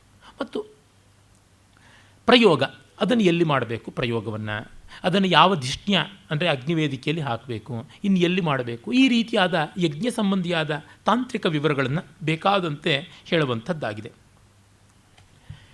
ಇವತ್ತು DVG ಬರೀತಾರೆ, ನಮ್ಮ ಕಾಲಪುರುಷನ ಮಹಾಮಹಿಮೆಯಿಂದ ಇಂದು ಯಜ್ಞಯಾಗಾದಿಗಳು ಪೂರ್ವಮೀಮಾಂಸೆಯ ಪ್ರಕರಣಗಳೆಲ್ಲ ಕೂಡ ವಿಸ್ಮೃತಪ್ರಾಯವಾಗಿದೆ, ನಮಗೆ ಆ ಕರ್ಮಕಾಂಡದ ಚಿಂತೆನೇ ಇಲ್ಲ ಅಂತ. ನಾವು ತಪ್ಪಿಸ್ಕೊಂಡು ನೆಮ್ಮದಿಯಾದವೋ ಬಿಟ್ಟವೋ ಅದು ಬೇರೆ ಸಂಗತಿ. ಒಟ್ಟಿನಲ್ಲಿ ಏನಂದರೆ ಇವತ್ತು ಇಲ್ಲ. ಇಂದಿನ ಸಂದರ್ಭ ಹೇಗಿದೆ ಅಂತಂದರೆ, ಒಬ್ಬ ನಾನು ಬ್ರಾಹ್ಮಣ ಅಂತ ಹೇಳಿಕೊಂಡ್ರೆ ಅಲ್ಲ ಅಂತ ನಾನು 1000 ದಾರಿಯಲ್ಲಿ ಪ್ರೂವ್ ಮಾಡಿ ತೋರಿಸ್ತೀನಿ. ನಾನು ಕುತರ್ಕ ಮಾಡಿ ಅಲ್ಲ, ಶಾಸ್ತ್ರಗಳಲ್ಲಿ ಏನು ಹೇಳಿದೆ ಅದನ್ನೇ. ಮೊದಲಿಗೆ ನೀವು ಸಂಧ್ಯಾವಂದನೆಯನ್ನು ಕಾಲ ತಪ್ಪದಂತೆ ಮಾಡ್ಕೊಂಡು ಬರ್ತಿದ್ದೀರಾ. 3 ದಿವಸ ತಪ್ಪಿದ ತಕ್ಷಣ ಪುನರುಪನಯನ ಮಾಡಬೇಕು. ಎಷ್ಟು ಬಾರಿ ತಪ್ಪೋಗಿದೆ, ಎಷ್ಟು ಬಾರಿ ಪುನರುಪನಯನ ಮಾಡೋದಕ್ಕೆ ಸಾಧ್ಯ? ಹೋಯ್ತು, ಹೋಗಲಿ. ಸಂಧ್ಯಾವಂದನೆಯನ್ನು ಮಾಡ್ತಾ ಬರ್ತಾ ಇದ್ದಾರೆ, ಸಕಾಲದಲ್ಲಿ ಅರ್ಘ್ಯ ಕೊಡ್ತಿದ್ದೀರಾ, ಅಧಿಕಾರ್ಯವನ್ನು ಸರಿಯಾಗಿ ಕೊಡ್ತಾ ಇದ್ದೀರಾ. ಅಧಿಕಾರ್ಯ ನಿತ್ಯ ಕೊಡಬಾರ್ದು, ಆಗ ಅದು ಅಪವಾದವೇ ಉತ್ಸರ್ಗ ನಿಯಮ ಆದಂತೆ ಆಗುತ್ತದೆ. ಅದು ಅನಿವಾರ್ಯವಾದಾಗ ಮಾಡಬೇಕು. ಸೊ ಅದೂ ಕೊಡ್ತಾ ಇದ್ದೀವಿ ಅಂತಂದರೆ ಬ್ರಾಹ್ಮಣ ಫಲದ ಬಟ್ಟೆ ಹಾಕ್ಕೋಬಾರ್ದು, ಯಾರ ಕೈ ಕೆಳಗೂ ಕೆಲಸ ಮಾಡಬಾರ್ದು, ಸೋಮನೇ ರಾಜ ಅಂತ ಇರಬೇಕು. ಷಟ್ಕರ್ಮ ಅಂತ ಯಾವುದಿದೆ, ಯಜನ, ಆಯೋಜನ, ಅಧ್ಯಯನ, ಅಧ್ಯಾಪನ, ದಾನ, ಪ್ರತಿಗ್ರಹಣ, ಅದರ ಮೇಲೆ ಬದುಕಬೇಕು. ಅದರ ಮೇಲೆ ಬದುಕ್ತಾ ಇದ್ದಾನ? ಇಲ್ಲ. ಅವನು ಗೋತ್ರ ಯಾವುದು, ಆ ಗೋತ್ರಕ್ಕೆ ತಕ್ಕಂತೆ ಶಿಖೆ ಬಿಡ್ತಾನ. ಉದಾಹರಣೆಗೆ ಭರದ್ವಾಜರಾದರೆ ಏಕವೇಣಿ ಶಿಖೆ ಬಿಡಬೇಕು, ಕಾಶ್ಯಪರಾದರೆ ದ್ವಿವೇಣಿ ಶಿಖೆ ಬಿಡಬೇಕು, ಈ ಥರದ್ದೆಲ್ಲ ಇದೆ, ಅದನ್ನು ಮಾಡ್ತಾ ಇದ್ದಾನೆ. ಬ್ರಾಹ್ಮಣೇನ ನಿಷ್ಕಾರಣಂ ಷಡಂಗೋ ವೇದೋ ಅಧ್ಯೇತವ್ಯೋ ಜ್ಞೇಯಶ್ಚ, ವೇದಂ ವಾ ವೇದೌ ವಾ ವೇದಾನ್ ವಾ ಅಂತೆಲ್ಲ ನಿಯಮ ಇದೆ. 6 ಅಂಗಗಳ ಜೊತೆಗೆ ಶಿಕ್ಷಾ, ವ್ಯಾಕರಣ, ಛಂದಸ್ಸು, ನಿರುಕ್ತವನ್ನು ಸೇರಿಸಿಕೊಂಡು ವೇದವನ್ನು ಓದಿದ್ದಾನ, 2 ವೇದ ಓದಿದ್ದಾನ, 3 ವೇದ ಓದಿದ್ದಾನ ಅಂತನ್ನುವಂಥದ್ದು. ಅದನ್ನು ಉಪಸ್ಥಿತಿಯಲ್ಲಿ ಇಟ್ಕೊಂಡಿದ್ದಾನ. ಮತ್ತು ಅವನು ಪಂಚಮಹಾಯಜ್ಞಗಳನ್ನು ಮಾಡ್ತಾ ಇದ್ದಾನೆ.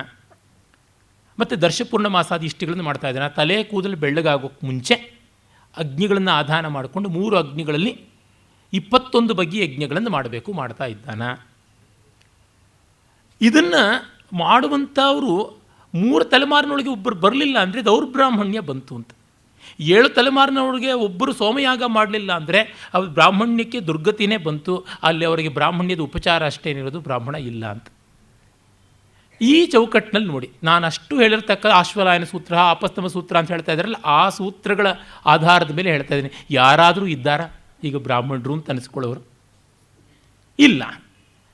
ಹಾಗಿದ್ದಾಗ ಇನ್ನು ನಾವು ವೇದ ಓದ್ತೀವಿ, ನಾವು ಬ್ರಾಹ್ಮಣರು ಮತ್ತೊಂದು ಅಂತ ಈ ಜಾತಿಗಳನ್ನು ಇಟ್ಟುಕೊಂಡು ಏನು ಅಭಿಮಾನವನ್ನು ತೋರಿಸೋಕ್ಕಾಗೋಲ್ಲ. ಆಗ ಉಳಿಯುವಂಥದ್ದು ಏನು? ತಾತ್ಪರ್ಯವನ್ನು ಗ್ರಹಿಸಬೇಕು. ತಾತ್ಪರ್ಯ ಗ್ರಹಣಕ್ಕೆ ಮೀಮಾಂಸಾಶಾಸ್ತ್ರ ಥರ no realistic school emphasises on import of it.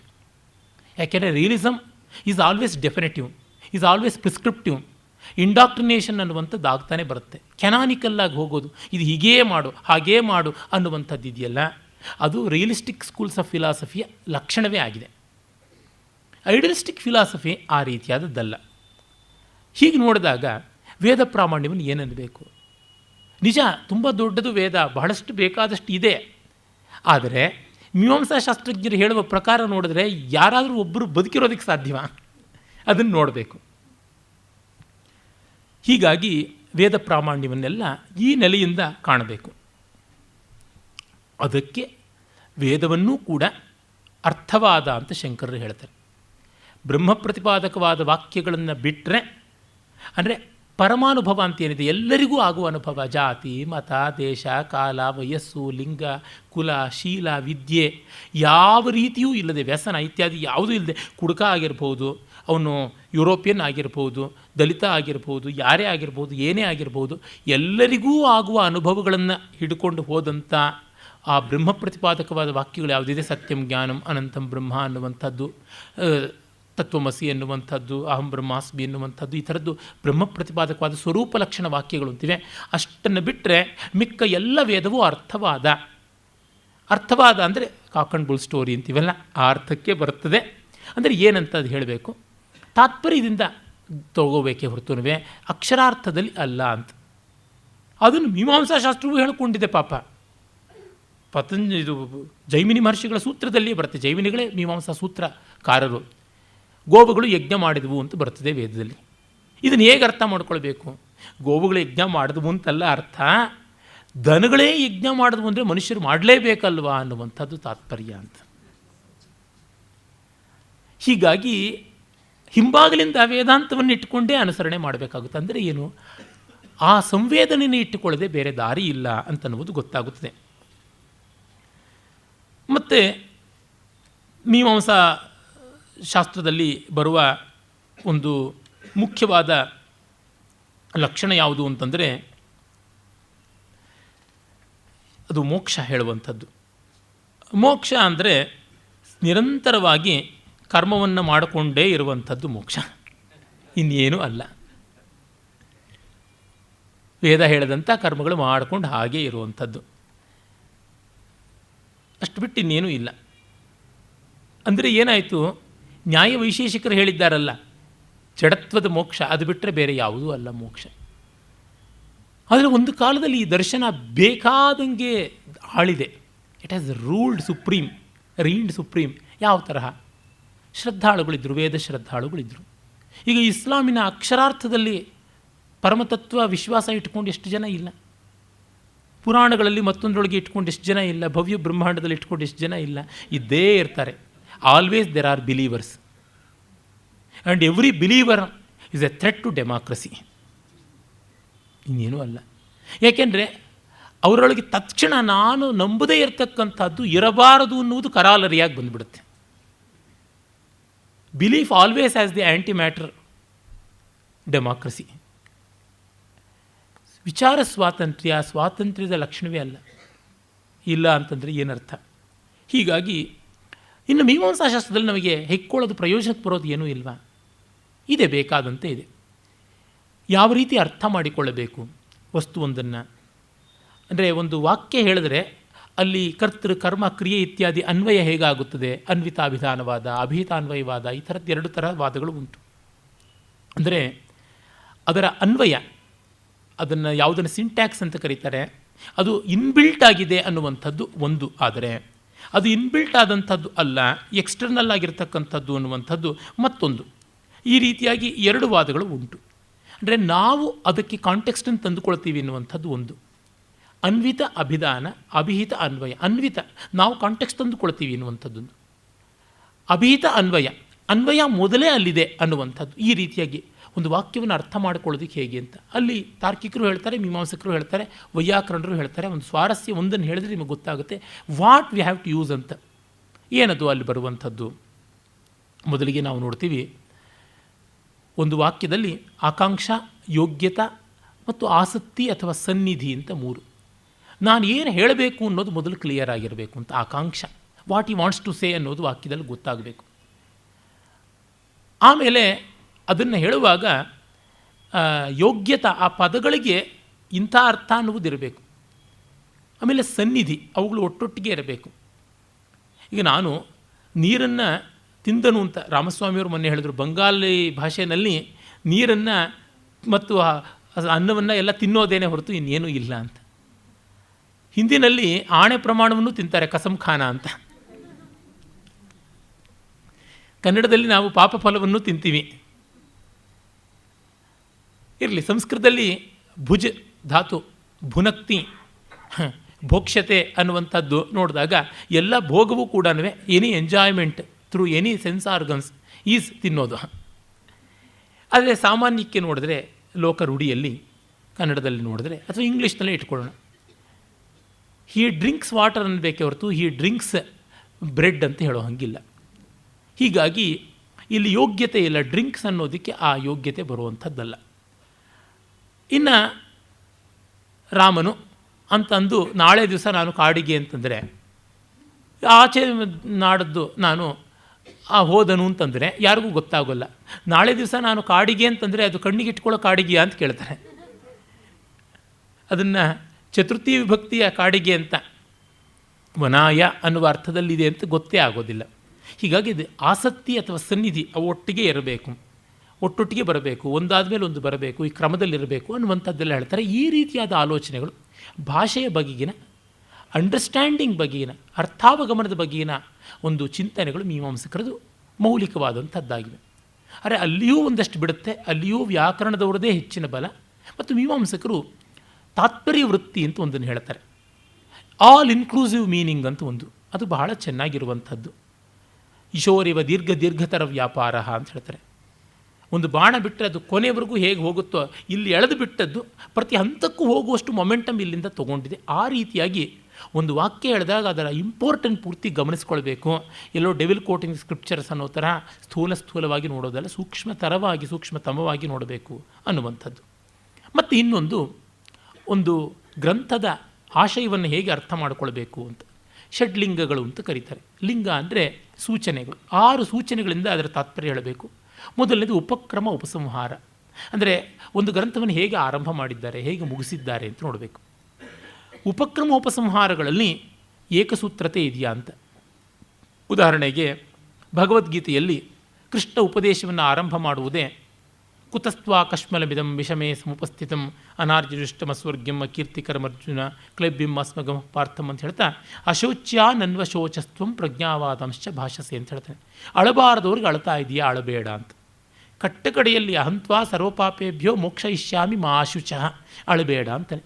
ಹೀಗಾಗಿ ಅವಿದ್ಯೆಯಿಂದ ಉಂಟಾಗುವ ದುಃಖ ನಿನಗೆ ಕೂಡದು ಅನ್ನುವ ದುಃಖ ನಿವಾರಣೆಯ ಪ್ರಯತ್ನ ಅಂತ ಈ ರೀತಿಯಾಗಿ ಹೇಳ್ತಾರೆ. ಇದು ಒಂದು, ಅಂದರೆ ಉಪಕ್ರಮ ಉಪಸಂಹಾರಗಳಲ್ಲಿ ಒಂದು ವ್ಯವಸ್ಥೆ, ಒಂದು ಶಿಸ್ತು ಇರಬೇಕು ಅನ್ನುವಂಥದ್ದು. ಮತ್ತು ಅಭ್ಯಾಸ, ಈ ವಿಚಾರವನ್ನು ಮತ್ತೆ ಮತ್ತೆ ಏನು ಹೇಳ್ತಾರೆ ಪುಸ್ತಕದಲ್ಲಿ ಮಧ್ಯೆ ಏನು ಹೇಳ್ತಾರೆ ಅಂತ, ಈ ಪಲ್ಲವಿ ರಿಫ್ರೈನ್ ಅಂತೀವಲ್ಲ, ಮತ್ತೆ ಆವರ್ತನಗೊಂಡು ಬರ್ತಾ ಇರ್ತಾನೆ, ಆ ಥರದ ವಿಚಾರ ಕ್ರಮ ಏನಿದೆ ಅದು ಬಹಳ ಮುಖ್ಯ. ಈಗ ಭಗವದ್ಗೀತೆಯನ್ನೇ ತೆಗೆದುಕೊಂಡ್ರೆ ಮತ್ತೆ ಇದಕ್ಕೆ ಬೇಡ ಜಹಿಶತ್ರುನ್ ಅಧಾರ್ಮಿಕಾನ್ ಅಂತನ್ನುವಂಥ ಮಾತನ್ನು ಒಂದು ಕಡೆ ಹೇಳ್ತಾನೆ. ಆಮೇಲೆ ಇನ್ನೊಂದು ಕಡೆಗೆ ಕರ್ಮಣೇವೇ ಸಂಸಿದ್ಧಿ ಮಾಸ್ಥಿತ ಜನಕಾದಿಗಳು ಕರ್ಮದಲ್ಲಿಯೇ ಸಿದ್ಧಿ ಪಡ್ಕೊಂಡಿದ್ರು, ಹಾಗೆ ಮಾಡು ಅಂತ ಹೇಳ್ಬಿಟ್ಟಿರು. ಹತೋ ವಾ ಪ್ರಾಪ್ಸಿಸೆ ಸ್ವರ್ಗಂ ಜಿತ್ವಾ ವಾ ಭೋಕ್ಷಸೇ ಮಹಿಂ ತಸ್ಮಾದ್ ಉತ್ತಿಷ್ಠ ಕೌಂತೆಯ ಯುದ್ಧಾಯ ಕೃತನಿಶ್ಚಯ ಅನ್ನುವಂಥದ್ದನ್ನು ಹೇಳ್ತಾನೆ.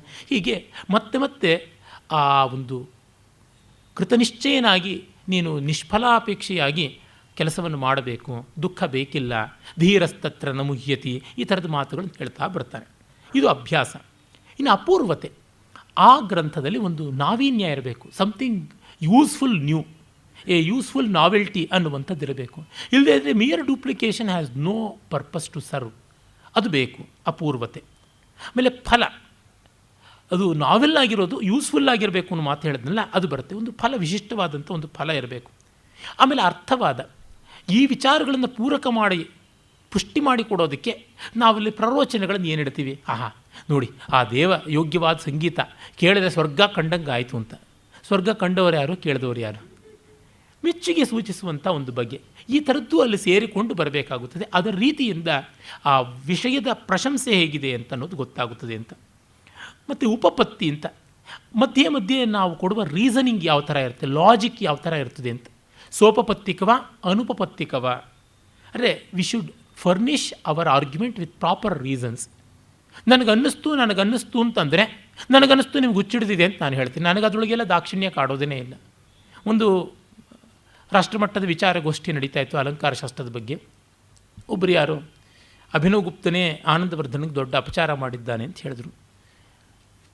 ಡಾಕ್ಟರ್ ಶ್ರೀಪಾದ ಭಟ್ ಅಂತ ಗೋವಾ ಯೂನಿವರ್ಸಿಟಿ ಇಂಗ್ಲೀಷ್ ಪ್ರೊಫೆಸರ್. ಎಲ್ಲಿ ತೋರಿಸಿ ಅಂತ ನಾನು ಕೇಳಿದೆ. ನೋ, ಐ ಫೀಲ್ ಸೋ ಅಂದರು. You are idiot, you are fool, you are rogue, you are vagabond, I feel ಅಂತಂತೆ ನಾನು. ಏನು ಬೆಲೆ? ಎಂಥದ್ದು ಬೆಲೆ ಇಲ್ಲ. ಹೀಗಾಗಿ ನಮಗೆ ಅನ್ನಿಸ್ತು ಅಂತನ್ನುವಂಥದ್ದಕ್ಕೆಲ್ಲ ವಿಚಾರ ಕ್ರಮ ಅಲ್ಲವೇ ಅಲ್ಲ. ಅನ್ನಿಸ್ಕೊಂಡು ಹೋಗಿ ಅಷ್ಟೇ, ಇನ್ನೇನು ಹೇಳೋಕ್ಕಾಗಲ್ಲ. ನಿಮ್ಗೆ ಅನಿಸಿದ್ದು ನೀವು ಹೇಳಿದ್ರೆ ನಾವು ನಮಗನ್ನಿಸಿದ್ದನ್ನು ನಾವು ಹೇಳಬೇಕಾಗುತ್ತೆ. ಅದು ಅಲ್ಲ ಆಗುವಂಥದ್ದು. ಅದಕ್ಕೊಂದು ಉಪಪತ್ತಿ ಕಾರಣವನ್ನು ಕೊಡಬೇಕು ಅಂತ ಗೊತ್ತಾಗುತ್ತದೆ. ಹೀಗಾಗಿ ಮೀಮಾಂಸಾಶಾಸ್ತ್ರದಲ್ಲಿ ಇದು ಪ್ರಯೋಜನಕಾರಿ. ಮತ್ತು ಇನ್ನೊಂದೇನೆಂದರೆ, ಅದು ಕರ್ಮಾನುಷ್ಠಾನವನ್ನು ಫಲ ಇಲ್ಲದೇ ಇದ್ದರೂ ಮಾಡಬೇಕು ಅಂತಂತೆ. ನಿತ್ಯ ಕರ್ಮಕ್ಕೆ ಫಲ ಇಲ್ಲ ಅನ್ನತ್ತೆ. ನಿತ್ಯ ಕರ್ಮ ಮಾಡದೇ ಇದ್ದರೆ ಪಾಪ ಬರುತ್ತೆ ಅಂತಲೂ ಹೇಳುತ್ತದೆ. ಇದರ ಇಂಪೋರ್ಟ್ ನಮಗೆ ಪ್ರಯೋಜನಕಾರಿ. ಅಂದರೆ we should become so duty conscious.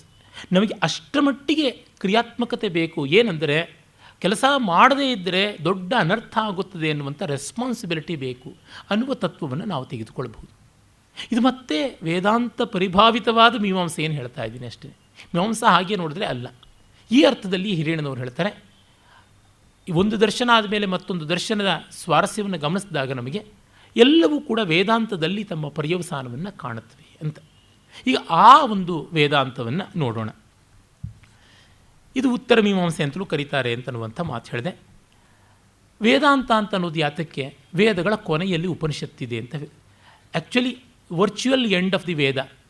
ವೇದ ಅನ್ನುವ ಪುಸ್ತಕದಲ್ಲಿ ಸಂಹಿತಾ, ಬ್ರಾಹ್ಮಣ, ಆರಣ್ಯಕ ಅಂತ 4 ಭಾಗಗಳಾದರೆ ಕಟ್ಟಕಡೆಯ ಭಾಗ ಉಪನಿಷತ್ತು. ಆ ಉಪನಿಷತ್ತನ್ನೇ ವೇದಾಂತ ಅಂತ ಕರೀತಾರೆ ಅಂತ. ಅಂತೆ ಸ್ಥಿತಂ ಅನ್ನುವಂಥದ್ದು. ಇನ್ನೊಂದು ವೇದಾನಾಂ ಅಂತಹ, ಒಳಗಿರುವಂಥದ್ದು, ವೇದದ ಹೃದಯ ಭಾಗ ಅಂತ. ಇನ್ನೊಂದು ಅಂತ ಅನ್ನುವಂಥದ್ದಕ್ಕೆ ಸಿದ್ಧಾಂತ ಅಂದರೆ ಅದರ ತತ್ವ ಅನ್ನುವ ಅರ್ಥ ಕೂಡ ಉಂಟು.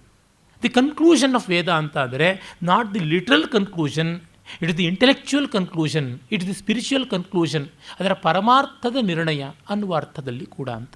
ಹಾಗಾಗಿ ವೇದಾಂತ ಅಂತ ಕರೆಯೋದಾಗಿದೆ. ಇದನ್ನು ಮತ್ತೆ ಉಪನಿಷತ್ತಿನಲ್ಲಿ ನೋಡ್ತೀವಿ. ಕೆಲವರು ಭ್ರಮೆ ಮಾಡಿಕೊಂಡಿದ್ದಾರೆ, ವಿಶೇಷವಾಗಿ ಆರ್ಯ ಸಮಾಜದವರು ಮತ್ತು ಅರವಿಂದರ ಅನುಯಾಯಿಗಳು. ಅವರುಗಳೆಲ್ಲರೂ ಕೂಡ ಈ ಉಪನಿಷತ್ತುಗಳಿಗೆ ಎಲ್ಲಿಲ್ಲದ ಬೆಲೆಯನ್ನು ಕೊಟ್ಟು ಸಂಹಿತೆಗಳನ್ನು ಉಪೇಕ್ಷೆ ಮಾಡಿದ್ದಾರೆ, ಸಂಹಿತೆಯಲ್ಲಿರುವ ಎಷ್ಟೋ ಜ್ಞಾನವನ್ನು ಉಪೇಕ್ಷೆ ಮಾಡಿದ್ದಾರೆ ಅಂತ. ಅದು ಭ್ರಮೆ. ಈ ಆರೋಪ ದಯಾನಂದ ಸರಸ್ವತಿಗಳಾಗಲಿ, ಅರವಿಂದರಾಗಲಿ, ಕಪಾಲಶಾಸ್ತ್ರಿಗಳಾಗಲಿ, ಕಪಾಲಶಾಸ್ತ್ರಿಗಳು ಆ ಥರ ಮಾಡಿಲ್ಲ. ಅವರು ಚೆನ್ನಾಗಿ ಎಲ್ಲವನ್ನು ಓದಿಕೊಂಡವರು. ಈಗ ಆರ್.ಎಲ್. ಕಶ್ಯಪರಂಥವರೆಲ್ಲ ಮಾಡ್ತಾರೆ. ಅದು ಪೂರ್ತಿ ಅವ್ಯಾಸಂಗದ ಫಲ, ಇನ್ನೇನೂ ಅಲ್ಲ. ವಸ್ತುತಃ ವೇದ ಸಂಹಿತೆಗಳಲ್ಲಿ ಏನೆಲ್ಲ ವಿಚಾರ ಇದೆ ಅದು ಉಪನಿಷತ್ತಲ್ಲಿ ಬಂದೇ ಇದೆ.